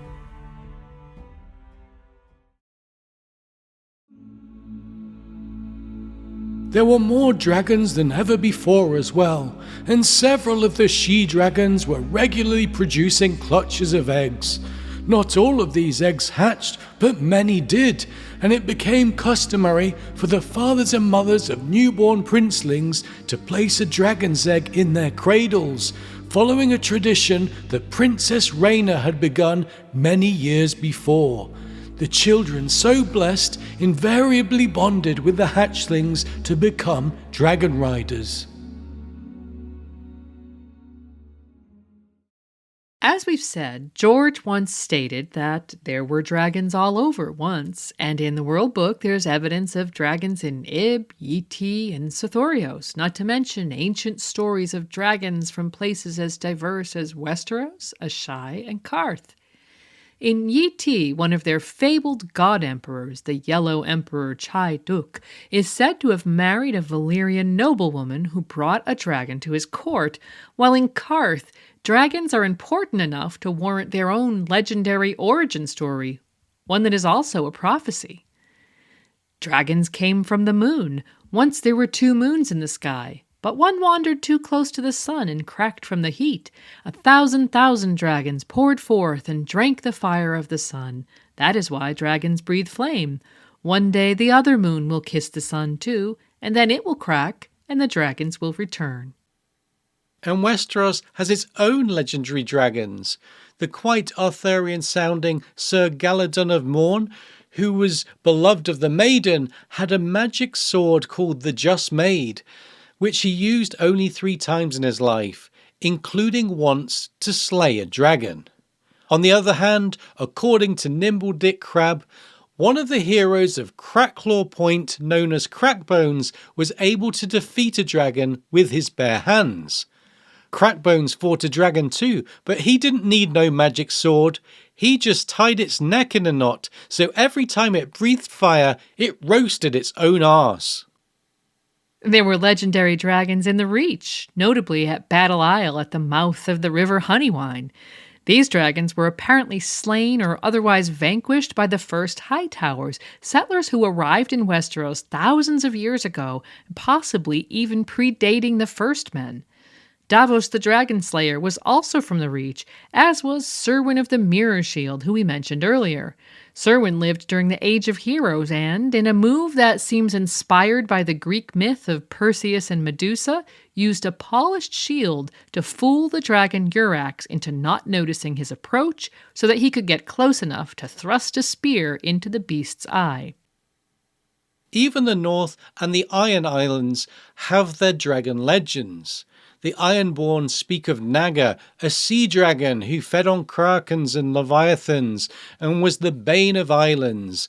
The legendary Grey King, with the help of the drowned god, was able to slay her on Old Wick, where he built his hall among her bones, using her jaw and teeth for his throne and crown, and her inner fire as a source of heat. The storm god drowned her flame after the Grey King died, and all that remains are her fossilized bones, turned to stone over the years, but still impressive enough that their location on Naga's Hill marks the origin of Ironborn kingship and the site of their traditional kingsmoots. In A Feast for Crows, it says, "The ribs of Naga rose from the earth like the trunks of great white trees, as wide around as a Drummond's mast and twice as tall." Now, a Drummond mast could be upwards of 20 to 30 feet tall, meaning Naga's ribs are described as being 50 feet tall, give or take. That's nearly the equivalent of a 5-story building, and if we're talking about ribs, as is commonly assumed, the scale of an animal possessing that rib cage must be immense. By comparison, the largest animal on Earth, the blue whale, has ribs about 9 feet long. So a truly staggering and fantastic size described by George there. The jawbones of a blue whale, incidentally, are known to be about 25 feet tall, which seems roughly in keeping with Tyrion's description of Vhagar's jaws. You could have ridden a horse down Vhagar's gullet. So for an in-world comparison, consider that Naga may have been as much as 5 times bigger than Vhagar. Not sure if George has done all the math there, but we think for an island-destroying sea monster, that's probably not too far off, although considering the bones are described as great white trees, we certainly can't ignore the possibility that Naga's bones are simply fossilized weirwood trunks, and the story of Naga a myth that evolved to explain their presence and other natural phenomenon. And the next legendary dragon we want to discuss has no name and may not even be a single creature. And that's the persistent idea that there's a dragon beneath Winterfell, as indicated in this quote from The World of Ice and Fire. Hot springs such as the one beneath Winterfell have been shown to be heated by the furnaces of the world, the same fires that made the 14 flames or the smoking mountains of Dragonstone. Yet the small folk of Winterfell and the Winter Town have been known to claim that the springs are heated by the breath of a dragon that sleeps beneath the castle. The idea of a dragon slumbering beneath a castle is another thing lifted directly from real-world mythology. In Wales, they tell the story of King Vortigern, who, to escape the threat of invading Saxons, planned to build a mighty fortress on a hilltop in Snowdonia, the mountainous northwest region of the country. The building site was plagued by ill luck until a local lad called Merthin Emrys convinced the king that there were 2 dragons sleeping under a lake beneath the fortress, and that it was they who were responsible for the bad luck. Vortigern dug into the hill beneath the fortress and sure enough discovered an underground lake. Once the lake was drained, 2 slumbering dragons were revealed, a red dragon and a white, representing the native Britons and the Saxons respectively, who then awoke and began to fight in the sky above the hilltop. Soon enough, the white dragon was chased away and the red returned to its lair, where he sleeps still, to this day the celebrated symbol of Wales. The castle was called Dinas Emrys in honor of the boy, who went on to have a long and illustrious career as a wizard known as Merlin. But that's a story for another day. And getting back to Winterfell, the idea of dragons beneath the castle plays out in a number of ways during the series, with Fire and Blood reporting Mushroom's claim that Jacaerys Valerian's Vermax left a clutch of eggs in the crypts, only to summarily dismiss it due to the assumption that Vermax was male.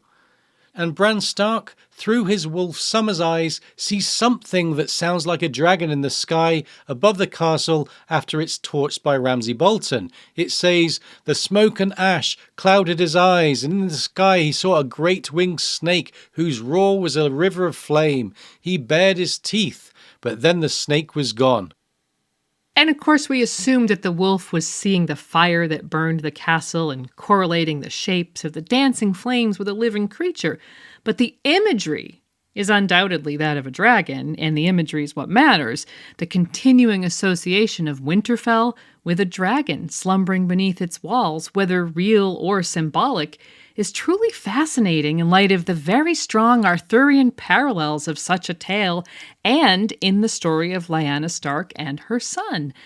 Given this association of dragons with the North and of the North with winter, we also have to wonder about the existence of the so-called ice dragon.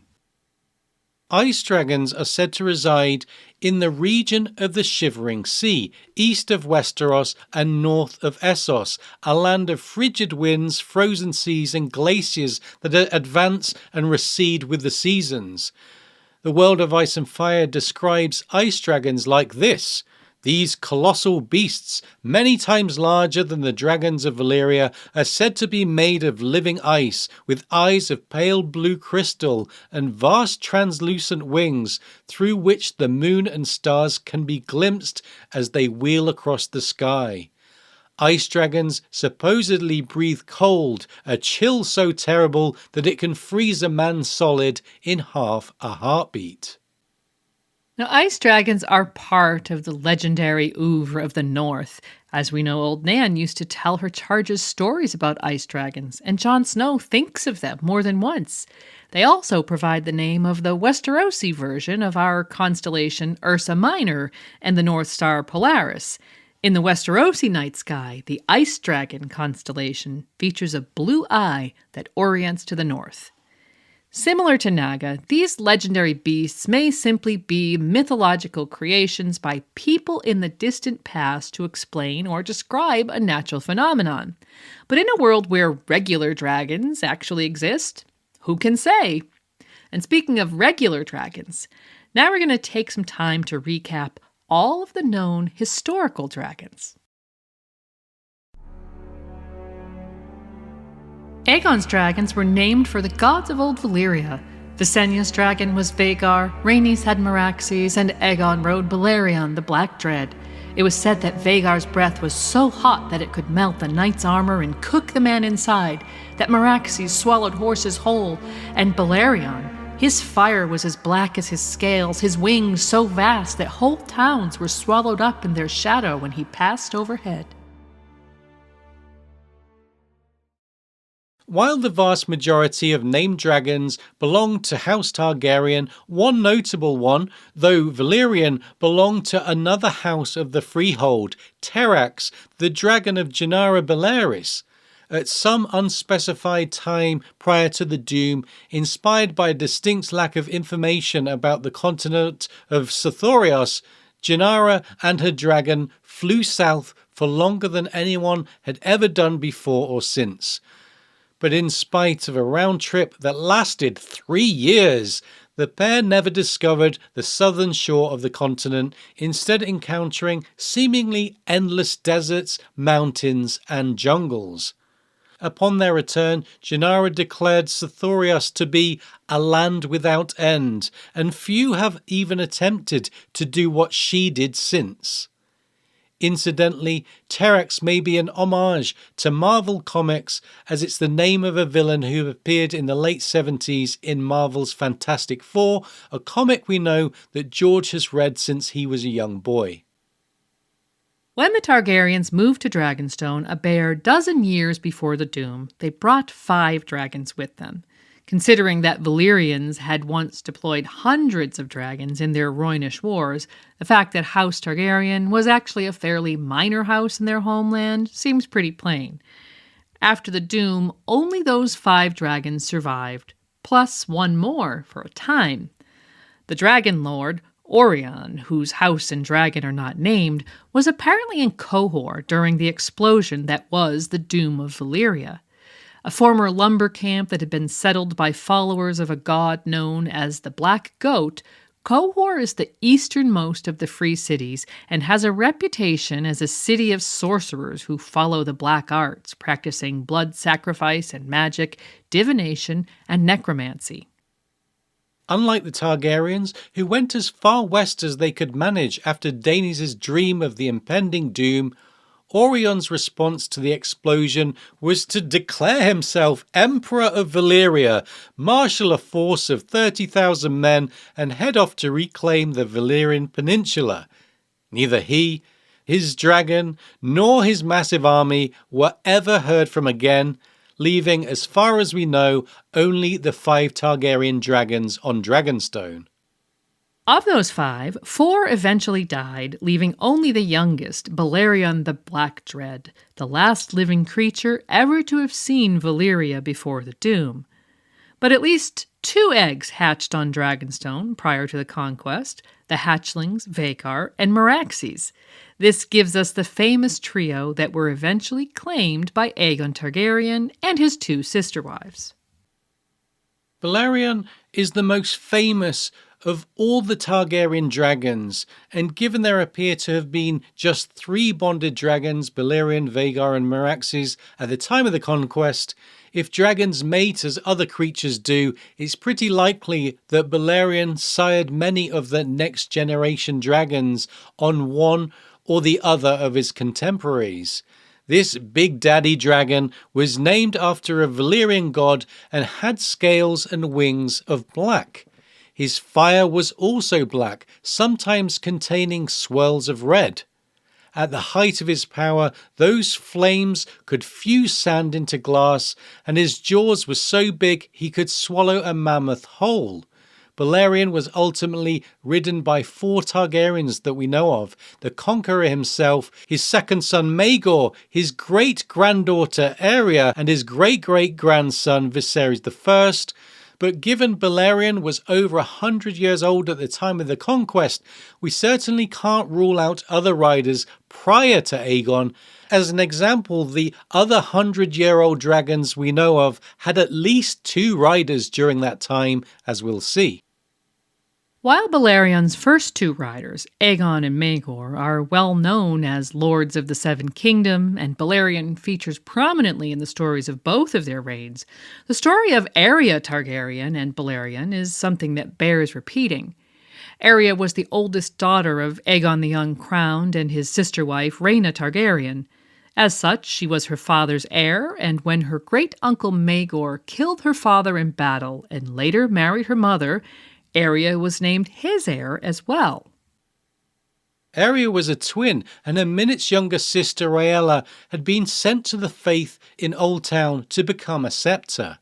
Due to a dramatic personality change that took place around the time Jaehaerys was crowned in Old Town following Maegor's death, many suspect that the formerly timid Aeria and the more spirited Rhaella actually switched places so that each girl was able to live a life more suited to her personality.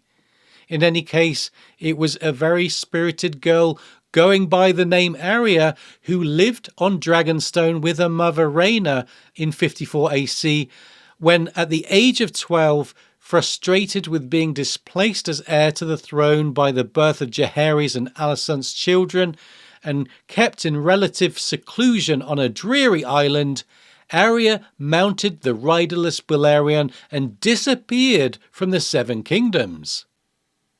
King Jaehaerys had agents searching for his niece across Westeros and much of Essos, and Aeria's mother Rhaena did no less.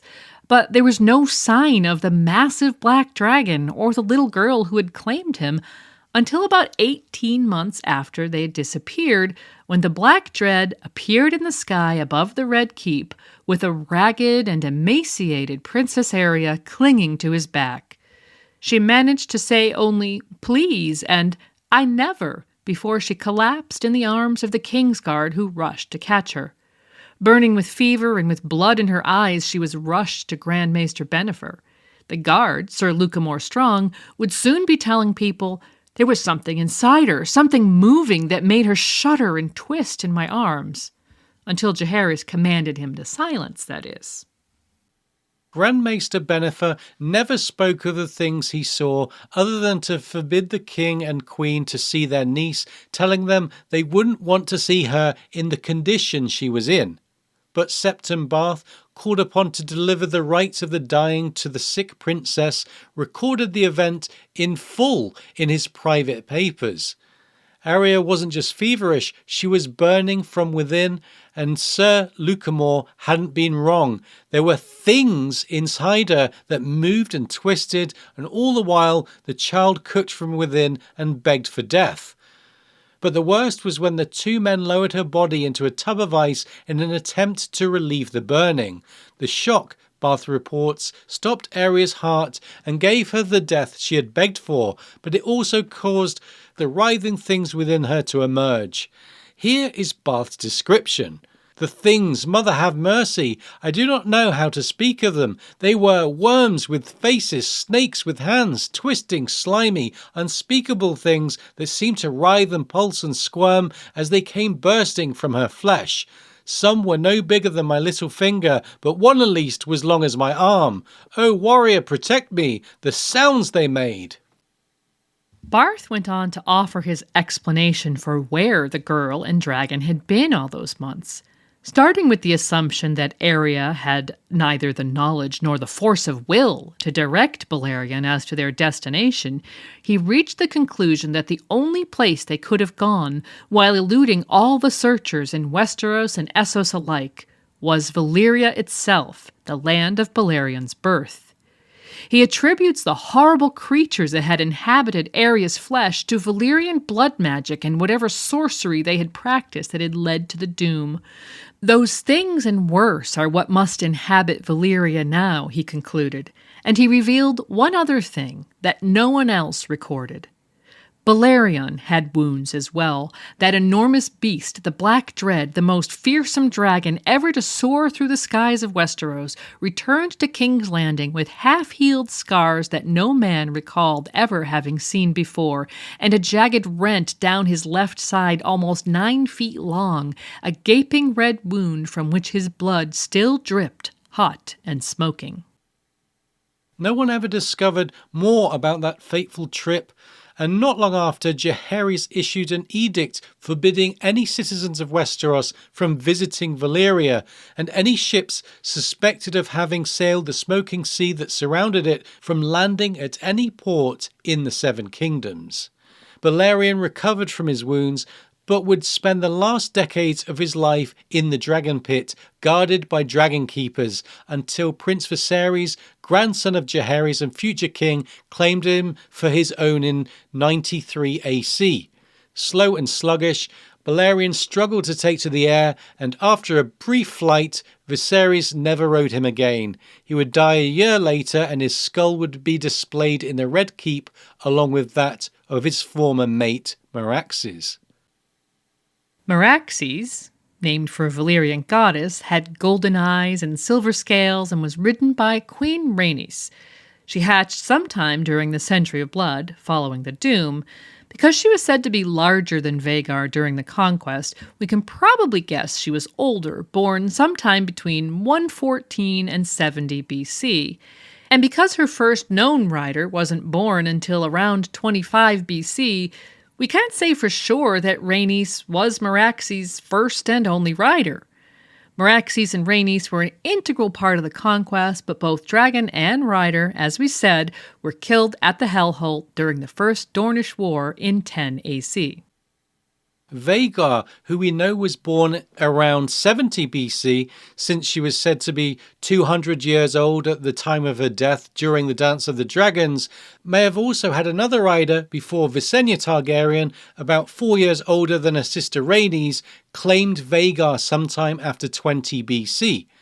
Vhagar was only relatively recently described by George as bronze with greenish blue highlights and bright green eyes. Along with Balerion, she's the only dragon to have had at least 4 known riders, though as we said, either could have had more. After Visenya's death in 44 AC, Vhagar was riderless for several decades until she was claimed by Balon, the Spring Prince, in 73 AC. Following Balon's death in 101 AC, Vhagar was again riderless for several years before being claimed by 12-year-old Laena Velaryon, the daughter of Princess Rhaenys Targaryen, and the first Velaryon that we know of to ride a dragon. Laena died in 120 AC, and Vhagar was quickly and controversially claimed by Prince Aemon Targaryen, the second son of King Viserys I, and his second wife, Alicent Hightower. Aemon lost an eye in a brawl with his Valyrian cousins following his first ride on Vhagar, but he counted it a good trade. Vhagar was a key part of the Green Army during the Dance of the Dragons until her death, along with her rider, in a battle above the God's Eye in 130 AC, near the end of the Civil War. The dragon on the other side of that battle was Caraxes, a huge, lean red dragon known as the Bloodworm, ridden first by Prince Aemon Targaryen, son of Jaehaerys and Alysanne, and later by his nephew, Prince Daemon. All in all, a stunning 16 Targaryen dragons would perish in the conflict, as we'll recount shortly. First, let's introduce a few others who had multiple riders. Only Quicksilver's fire has been described as silver, but given the name, it's probably a safe bet that he had largely silver coloration. Hatched around 10 AC, the young dragon quickly bonded with Prince Aenys Targaryen not long after his mother, Queen Rhaenys, died in Dorne. Aenys succeeded his father, the Conqueror, as king in 37 AC, but when he himself died 5 years later, his brother Maegor, riding Balerion, seized the crown that should have gone to Aenys' son Aegon. Aegon was able to claim his late father's dragon and resist his uncle for a year, but when they met in battle in the Riverlands in 43 AC, it was hardly even a contest for Balerion to tear the much smaller Quicksilver apart. Dragon and rider perished at the battle beneath the God's Eye, and Aegon's widow Rhaena fled to Fair Isle with her dragon, Dreamfire.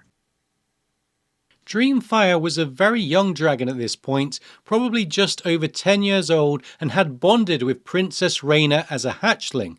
Described as primarily pale blue with silver markings, silver crests, and pale blue wings, Dreamfire was especially beautiful and is known to have produced numerous clutches of eggs, the first 2 possibly sired by Rhaena's late husband's Quicksilver, but a later one almost certainly sired by Balerion.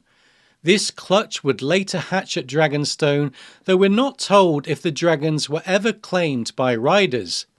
After Rhaena's death in 73 AC, Dreamfire would return to the Dragon Pit in King's Landing, where she spent several riderless decades before being claimed by Princess Helaena Targaryen. Since Helaena wasn't involved in the actual fighting during the dance, Dreamfire remained in the Dragon Pit, where she perished in 130 AC during the tragic event known as the Storming of the Dragon Pit. 4 other dragons would die that day as well.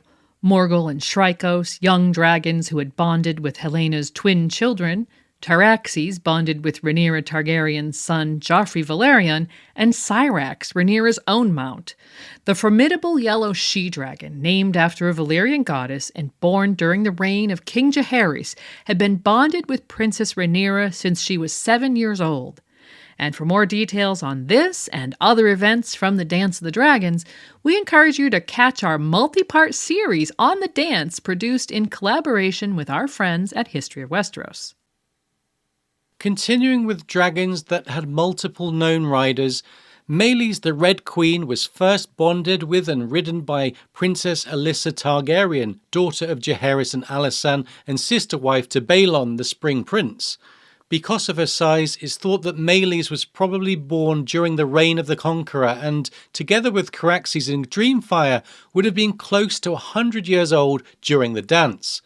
By that time, she was bonded with and ridden by Princess Rhaenys, daughter of Jaehaerys' eldest son Aemon, known to history as the Queen Who Never Was. Meles died with her rider during a battle at Rook's Rest during the Civil War, and her skull was brought back to King's Landing and mounted along with numerous others in the Red Keep. Silverwing and Vermithor can be discussed together as they were bonded with Jaehaerys and Alysanne Targaryen and spent much of their lives as a pair. Silverwing hatched from a cradle egg given to her sister Alysanne by Princess Rhaena Targaryen, the origin of that practice of Targaryen cradle eggs that would continue for generations to come. Vermithor was older and by the time of his rider's ascension was the largest Targaryen dragon after Balerion and Vhagar.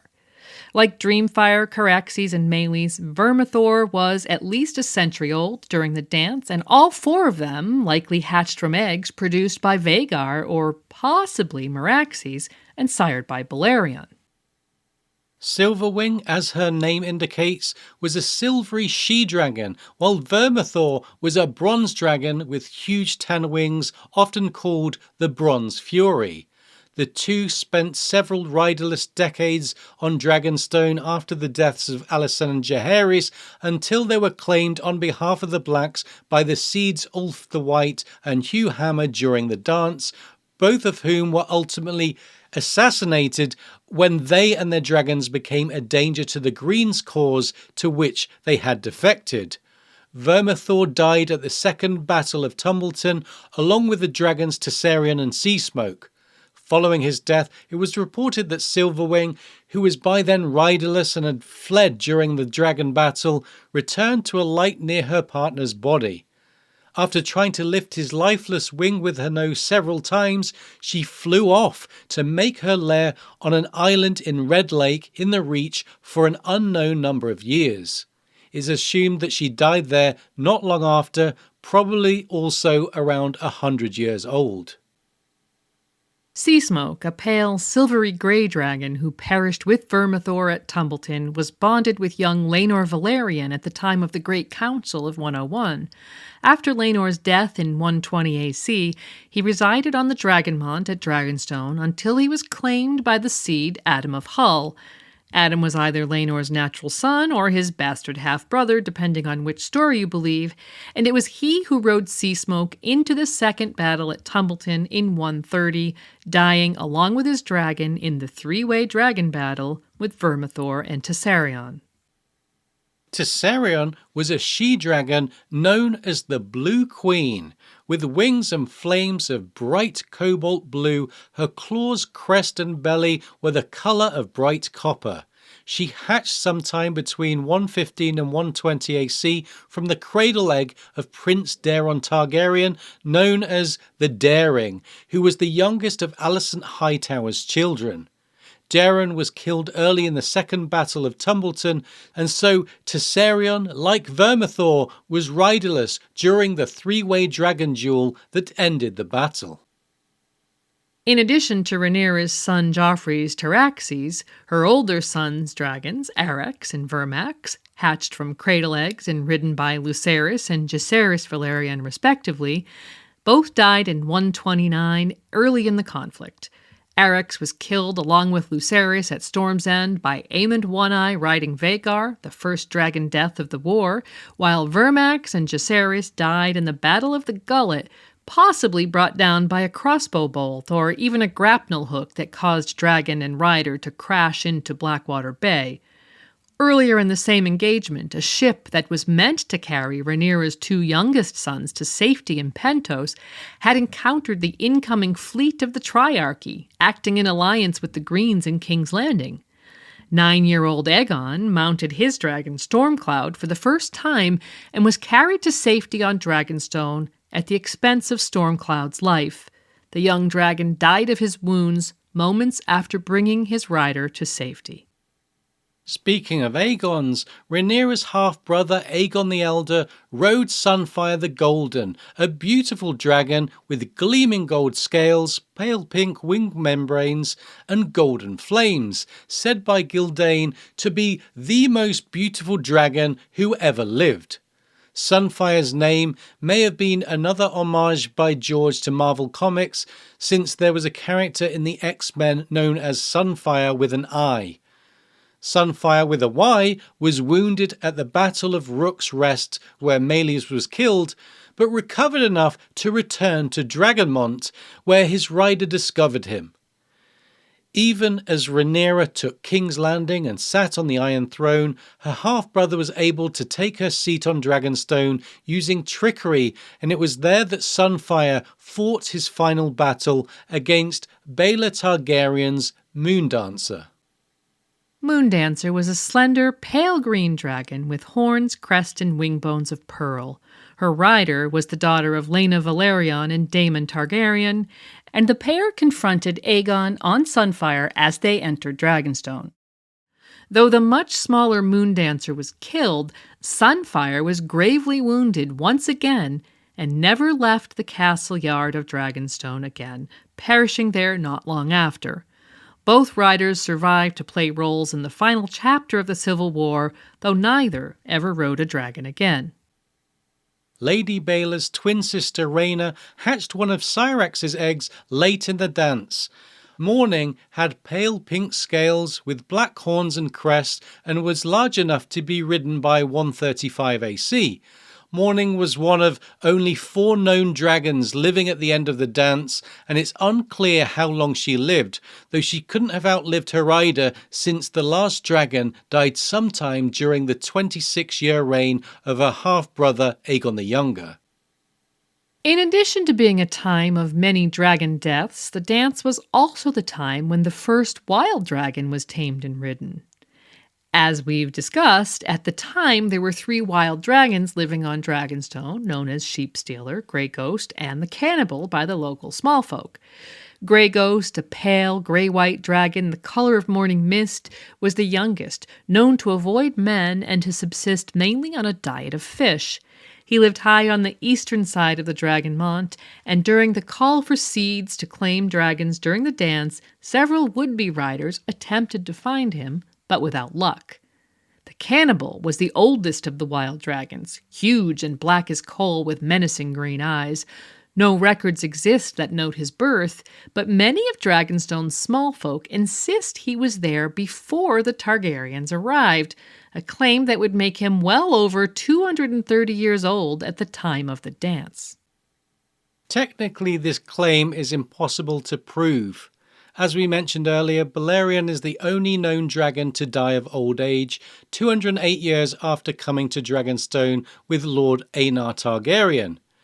But we don't know his birth year, so it's hard to reach exact conclusions about a dragon's natural lifespan from the available information.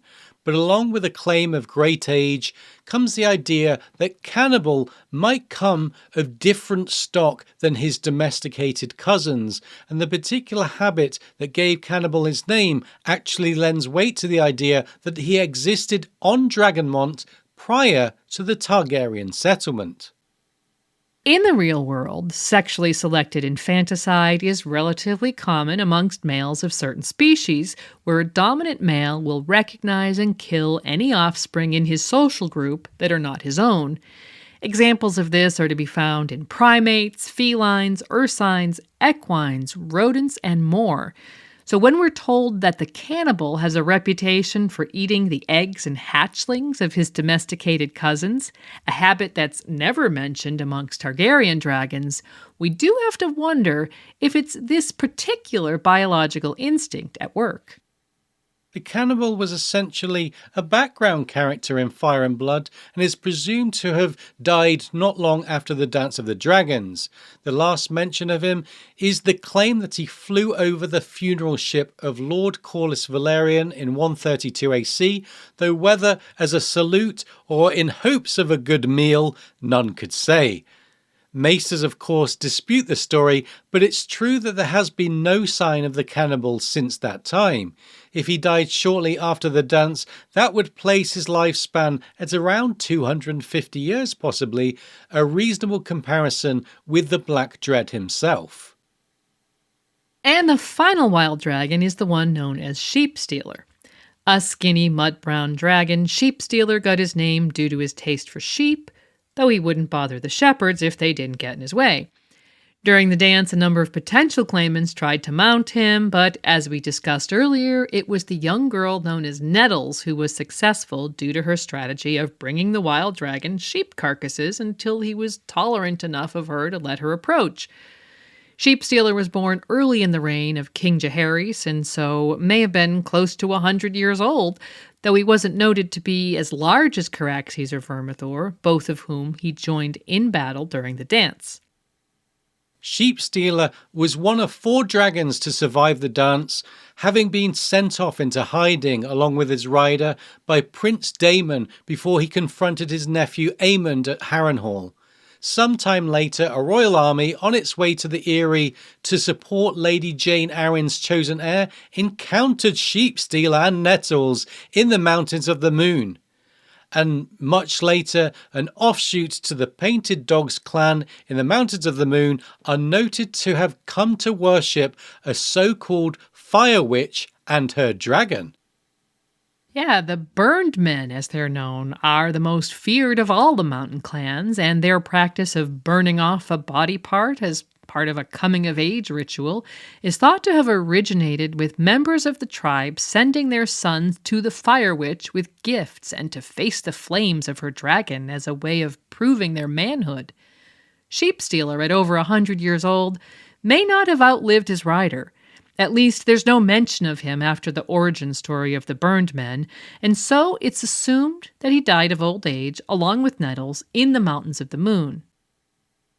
Now, having covered all the historical dragons, let's move on to dragon eggs. It was much bigger than a hen's egg, though not so big as he'd imagined. Fine red scales covered its surface, shining bright as jewels by the lights of lamps and candles. It was heavier than he'd expected. You could smash a man's head with this and never crack the shell. The scales were smooth beneath his fingers, and the deep, rich red seemed to shimmer as he turned the egg in his hands.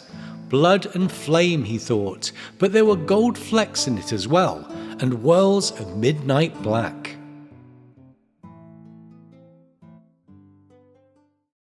All dragons begin as eggs, and naturally we have many fascinating descriptions of eggs, clutches of eggs, and even a handful of dramatic egg stories. The Targaryen custom of cradle eggs means we have numerous descriptions of those and opportunities to see the bonding process in real time, as those eggs would frequently, though not always, hatch. As we mentioned earlier, no one knows why certain eggs never hatch, whether it's down to the lack of a bond with the human who possesses it or something inherently wrong with the egg itself is left a mystery. Certainly a number of Targaryen princelings whose cradle eggs failed to hatch would later claim hatchlings or full-grown dragons from the dragon pit. Many eggs go undescribed other than the dragons who might hatch from them, or they're simply part of a specific clutch. Both Dreamfire and Syrax are noted as being especially prolific in this regard, with many of Syrax's eggs apparently being given to the children of her rider. Other dragons known to be female are Vhagar, Meraxes, and Meleys, and though none are noted to have produced clutches, as we've pointed out, given there appear to have been just the 3 dragons, Balerion, Vhagar and Meraxes, at the time of the conquest, it's pretty likely that Balerion sired many of the next generation dragons on one or the other of his contemporaries. In fact, if traditional mating is required, the next male dragon who could have sired offspring that we know of are probably Vermithor and Caraxes. As we said earlier, Caraxes may have sired many of Syrax's eggs, and a number of those eggs were given to Daemon's and Rhaenyra's children. Lady Rhaena possessed 4 eggs before she bonded with Morning. The first one hatched a broken thing that died within hours, while the others were part of a trio from Syrax that she brought with her to the Eyrie during the dance, one of which hatched morning. Daemon and Rhaenyra's youngest son, Viserys, also had an egg, likely from Syrax, that was in his possession when he was captured by the Triarchy. Though he was well treated and ultimately returned to his family, his egg is never mentioned again, and we must assume it was taken from him, possibly sold, and remains in unknown hands in Essos. Another child during the dance who had an egg that was lost is Aegon the Elder's youngest son, Maelor. When the child was killed at Bitterbridge, a melee to seize the egg may have been at least part of the cause. The egg, pale green with swirls of silver, was later recovered and sent to the Green Commander Lord Ormond Hightower at Longtable, after which it's never mentioned again. Given that Lord Ormond was killed at Tumbleton by the Lord of Barrowton, Roddy the Ruin, not long afterwards, it's impossible to say if the egg was ever returned to the Dragon Pit, if it remained in the possession of House Hightower, or if it vanished into other unknown hands. Following the death of Sunfire, Aegon the Elder had 7 eggs brought to him at King's Landing. Gildane notes that King Aegon kept them in his own chambers, but none yielded a dragon, while Mushroom elaborates about a large purple and gold egg that the king sat on in hopes of hatching, but it had as well been a purple and gold turd for all the good it did, adds Mushroom. This, of course, raises the question of whether a rider can claim a new dragon if their first one dies. Given the manner of most dragon deaths, we don't get a lot of information in this direction, but as we've said, Aegon and his sister Rhaenyra certainly seem to have considered it to be possible. A few years later, Baela Targaryen and Alan Velaryon had a daughter named Laena, who was given a cradle egg in keeping with family tradition. This egg hatched, but it was a blind and wingless white worm that attacked the babe in a cradle and was summarily chopped to bits by Lord Alyn. The Targaryen custom of giving cradle eggs continued, as far as we know, as long as the dynasty continued on the throne.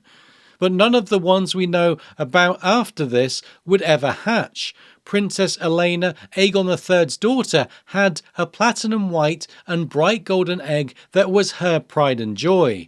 Prince Aegon, the future Aegon V, described his egg as white with green swirls and his brother Aerion's as gold and silver with veins of fiery colour. His other brothers, Daeron and Aemon, also had eggs, though they're not described, and since Elena and her 2 sisters were given eggs, we have to assume that Aegon's sisters Rhae and Daella also had eggs of their own. The last dragon, a green female, noted to be sickly, small, misshapen, and stunted with withered wings, died during the reign of Aegon III. She apparently lived long enough and in close enough proximity to a male to leave a clutch of 5 eggs, which are never described, but could be among those later distributed to various Targaryen infants, of which there were certainly very many during the reign of Daeron II. Eggs were common enough that King Aegon V Targaryen used 7 in the ceremony that likely involved fire and blood magic that caused the tragedy at Summerhall. Some of these were likely to be unhatched eggs belonging to family members, of whom 7 were probably present at the time. Their whereabouts afterwards are unknown. Possibly they were destroyed in the fire, or they were still at Summerhall, buried beneath the wreckage. While Fire and Blood notes that several she-dragons were regularly producing clutches of eggs during the reign of Jaehaerys I, and we know that Syrax continued to be prolific as well, after the last dragon died, there will not have been any source of new eggs for House Targaryen. Yet they continued to find eggs as cradle gifts, and even in the main series, it's rumored that there's a hoard of dragon eggs on Dragonstone. Eggs were certainly plentiful enough that during the reign of Aegon IV the Unworthy, the king gifted his hand, Lord Butterwell of White Walls, with an egg, red with golden flecks and black whorls, as payment for access to his 3 maiden daughters, all of whom Aegon allegedly impregnated in a single night. This egg would later be the centerpiece of the failed Second Blackfire Rebellion. Since Bryndam Rivers arrived on the scene and the egg seemed to have vanished, we can assume it was repossessed by the throne, though where it went from there, none can say. A couple of other non-Targaryens are also noted to have possessed dragon eggs, however briefly. Prince Daemon's concubine, Mysaria, was presented with an egg by her lover when he learned she was pregnant, but his brother the king discovered and ordered the egg returned and Mysaria sent away. Then in the main series, Euron Greyjoy brags that he had a dragon egg, but threw it into the sea in a dark mood. This is often seen as a metaphor for Euron hiring the Faceless Men to literally throw his brother Balon into the sea, with the cost of killing a king being so enormous that only a dragon egg could cover it. Though Euron is rumored to have gone to Valyria, given the instances of loose eggs, such as the one that originally belonged to Viserys Targaryen, or Maelor's green egg that may have been lost after Tumbleton, we think it's entirely likely that the Pirate King came across an egg somewhere far less dangerous. And speaking of loose eggs, we've saved the best for last.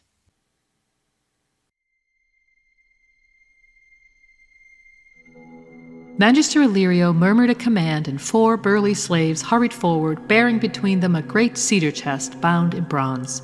When she opened it, she found piles of the finest velvets and damasks the free cities could produce, and resting on top, nestled in the soft cloth, 3 huge eggs. Dany gasped. They were the most beautiful things she had ever seen, each different than the others, patterned in such rich colors that at first she thought they were crusted with jewels, and so large it took both of her hands to hold one. She lifted it delicately, expecting that it would be made of some fine porcelain or delicate enamel or even blown glass, but it was much heavier than that, as if it were all of solid stone. The surface of the shell was covered in tiny scales, and as she turned the egg between her fingers, they shimmered like polished metal in the light of the setting sun. One egg was deep green with burnished bronze flecks that came and went depending on how Dany turned it. Another was pale cream streaked with gold. The last was black as a midnight sea, yet alive with scarlet ripples and swirls. "What are they?" she asked, her voice hushed and full of wonder. Dragon's eggs from the Shadowlands beyond Ashai. The eons have turned them to stone, yet they still burn bright with beauty.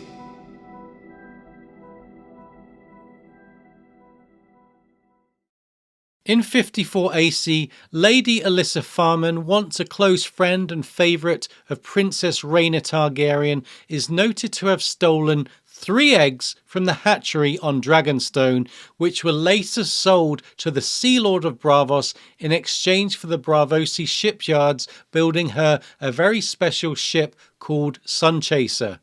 The fate of both Sunchaser and the eggs remained unknown for years. On the second of his 9 voyages, Corlys Velaryon believed he saw the remains of Sunchaser in Ashai.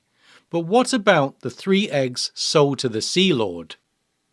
Well, in spite of the fact that the eggs Lady Alyssa stole are never described, many fans believe they could have reappeared in A Game of Thrones in the main series, in the scene we just heard the quote from. That's right, there's a compelling theory that Daenerys' eggs, gifted to her by Magister Illyrio Mopatis at her wedding to Khal Drogo, which later and completely unexpectedly hatched into 3 young dragons, are one and the same as the 3 eggs Alyssa Farman stole from Dragonstone and sold to the Sea Lord of Braavos nearly 150 years previously. Besides the fact that 3 eggs disappeared to Essos and then many years later 3 eggs mysteriously appeared in Essos, there's a comment that George has inserted into Fire and Blood that seems like a highly explicit wink and nod. When discussing the ramifications of those eggs falling into the wrong hands, Grand Maester Bennifer tells King Jaehaerys not to worry, since in all likelihood the eggs would eventually turn to stone away from the fires of Dragonstone.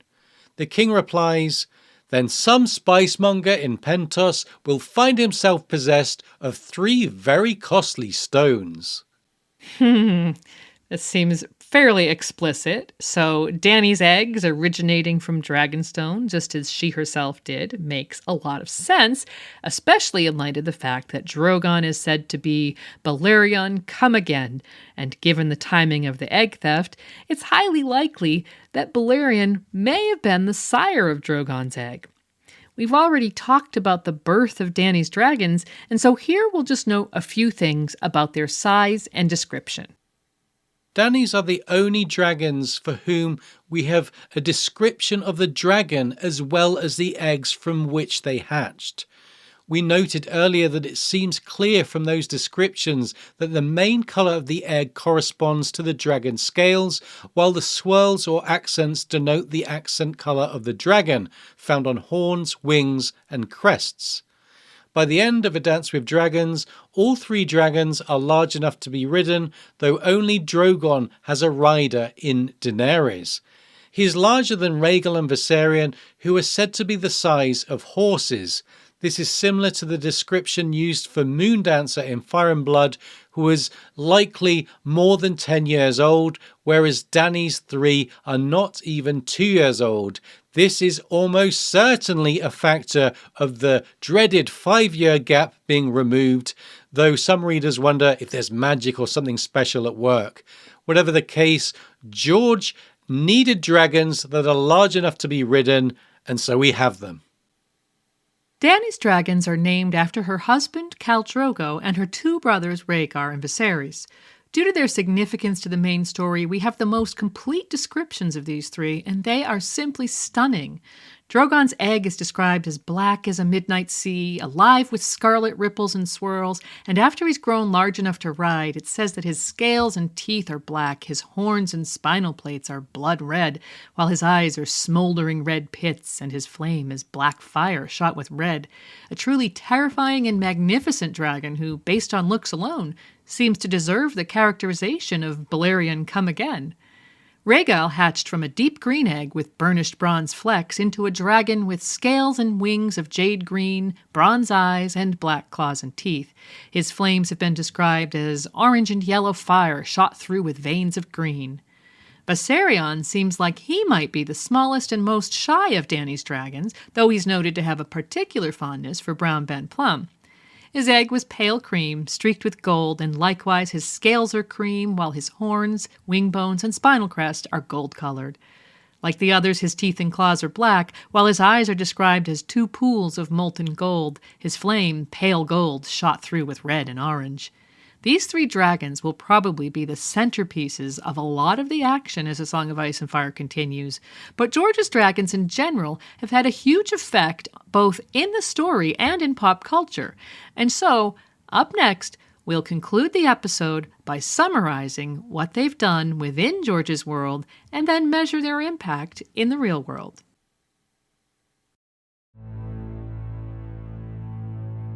It was on the great peninsula across from Slaver's Bay that those who brought an end to the empire of Old Gis, though not to all of their ways, originated, sheltered there amidst the great volcanic mountains known as the 14 Flames were the Valyrians, who learned to tame dragons and make them the most fearsome weapon of war that the world ever saw. When the Valyrians put away their shepherd's crooks and mastered dragons, harnessing and subjugating them as no one else could, they completely shifted the balance of power in Essos.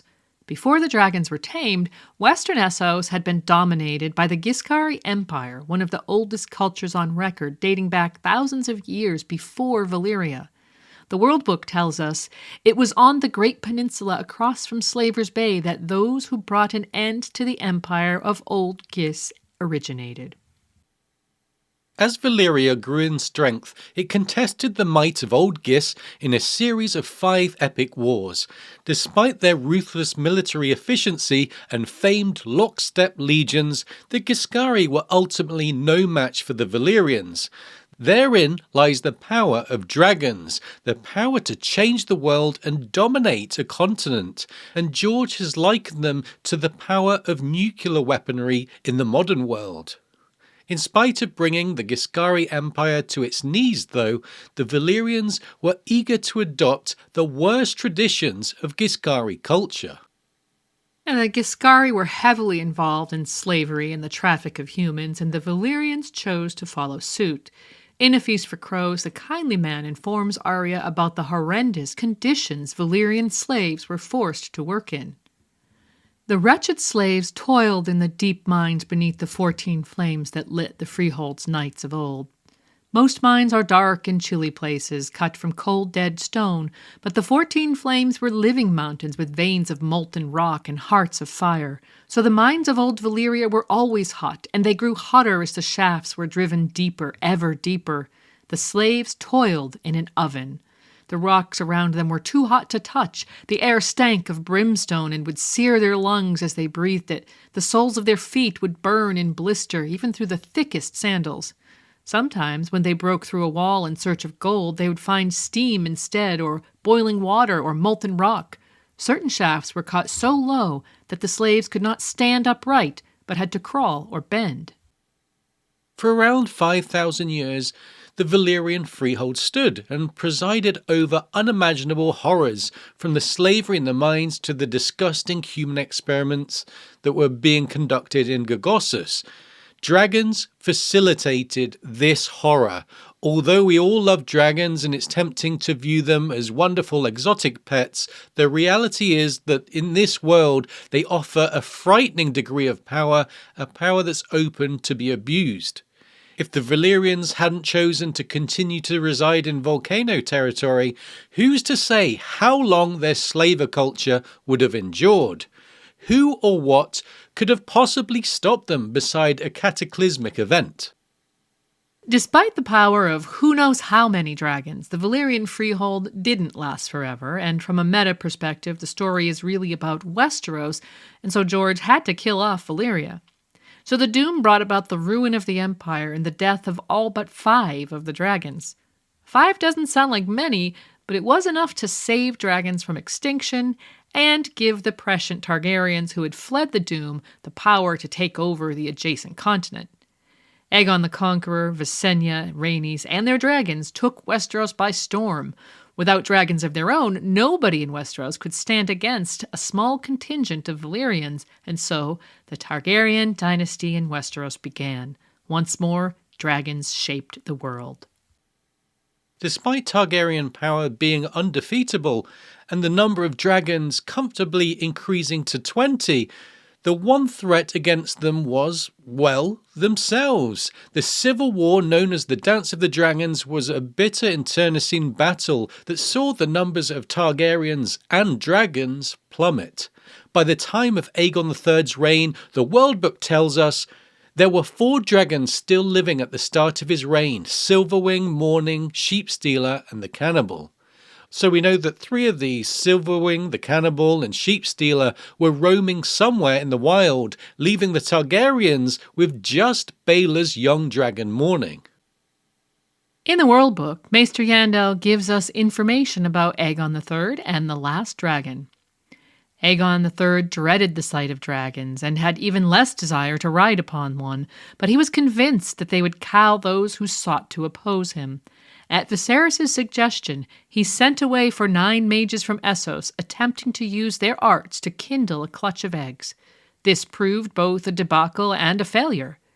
Aegon III will always be remembered as the Dragonbane, for the last Targaryen dragon died during his reign in the year 153 AC. And in The Hedge Knight, we get this snippet about the last dragon. Sir Arlen had been just a little boy when his grandfather had taken him to King's Landing, and how they'd seen the last dragon there the year before it died. She'd been a green female, small and stunted, her wings withered.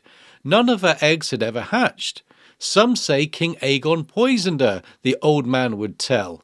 The third Aegon that would be, not King Daeron's father, but the one they named Dragonbane, or Aegon the Unlucky. he was afraid of dragons, and he'd seen his uncle's beast devour his own mother.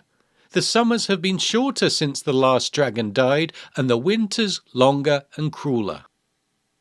Sir Arlen brings up interesting points about the death of dragons. With the last dragon being unusually stunted, he theorized that Aegon III was responsible, and while the king killing a dragon doesn't make a lot of sense, another character conveys a similar conspiracy theory in the main series.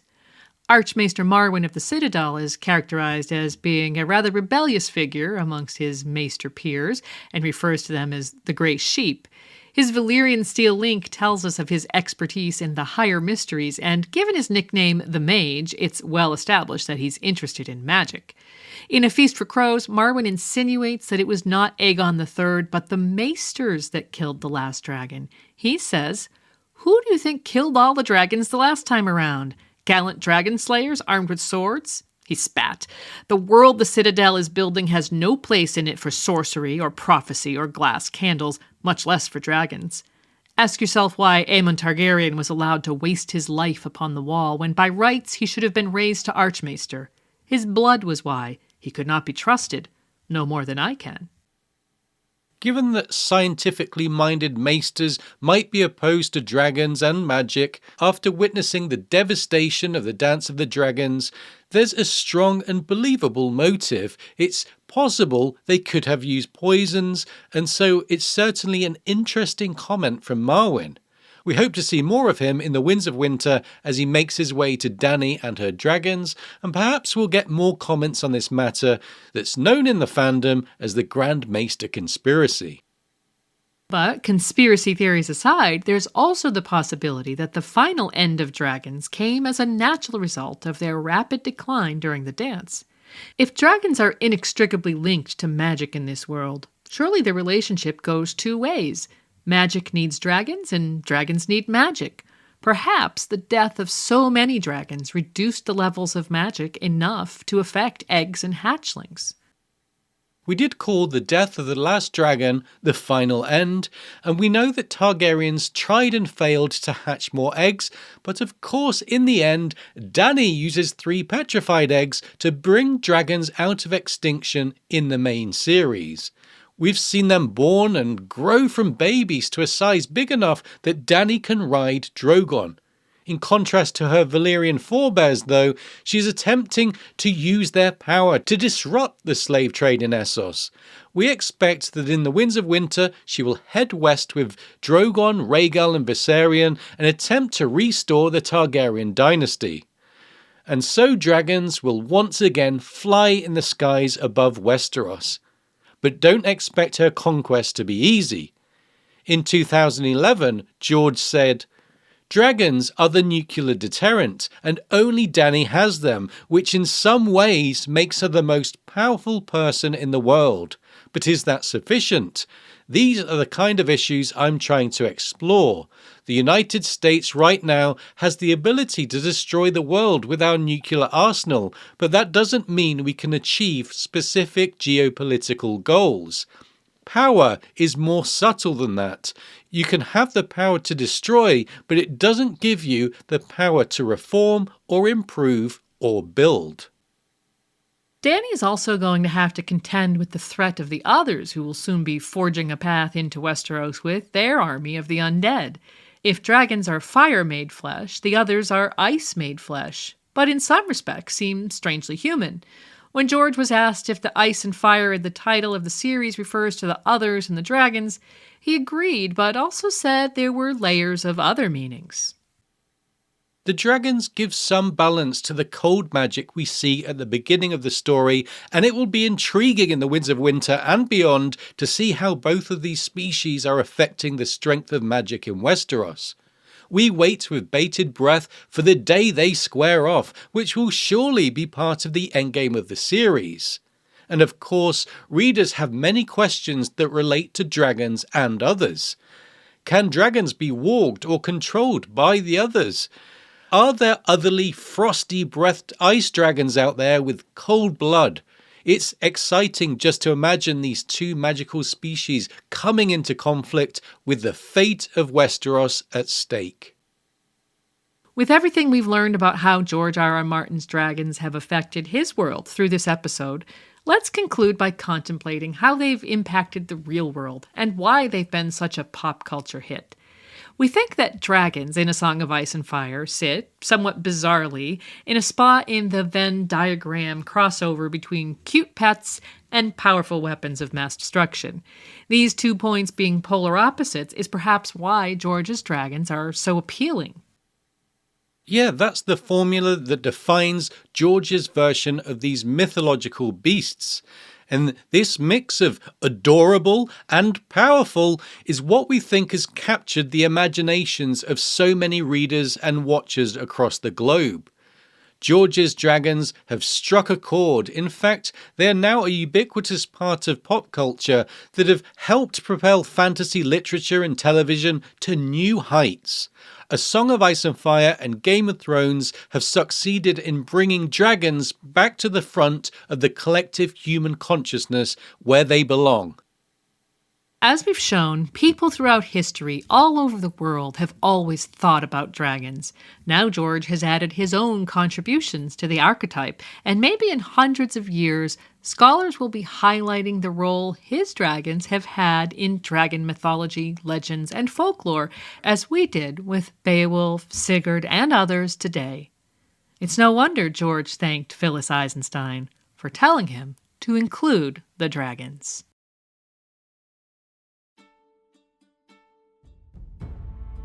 Thanks so much for joining us for this episode all about dragons. We'll be back soon with another regular episode, but now, as always, it's time for us to give credit where credit is due.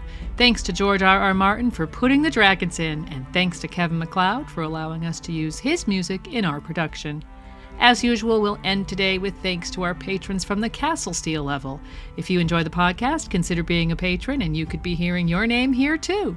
Heartfelt thanks to AJ, Aegon VI, The Only Arsling You Need, Alex, Ali B, Ali C, Amber, Astronaut Yara, Oakenfist, Brand the Builder, Brian, Camille, Casey, Charitable Rereadings, Chris, Christian, Maddie and Jessica, Sir Clint the Andal, Sir Duncan Cole, Convenience or Death, Sir Archibald Cadogan, David, Dimitri B, Dennis, Esme, Liza, Emily of the Eyrie, Ezra, Felix, Sir Gage, Armorer of Castle Greyguard, Sir Gladworth, Greg, History of Westeros, Goldie Juke, Jim McGeehan, Winter's King, John Aris, Rider of the Ice Dragon, Cenarion, the White Storm, Julie Beth of Tarth, Judson, Archmaester June, Healer of the Lesser Poxes, Katie, Lady Kelly, Mistress of the Old Bay of Crabs, Mathos of House Baratheon of Dragonstone, armed with the Valyrian sword Malice, Tree Girl, Sir Galahoo of What, Lena Snow, known as the Twilight Star, Lemba, Nessie the Questing Beast, Monaro Geek TV, Maria, Margareta, and our cohort of Matts, Matt A, Matt C, Matt K, Matt L,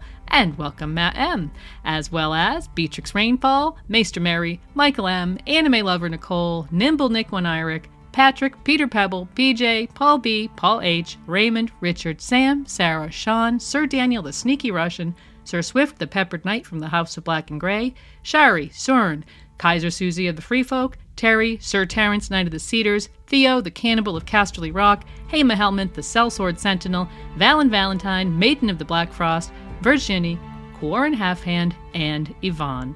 As always, let us know if I've pronounced any of your names wrong, if you have a nickname you'd prefer to use, or if you feel we've left anything out. Visit RadioWesteros.com for quick access to all our podcasts.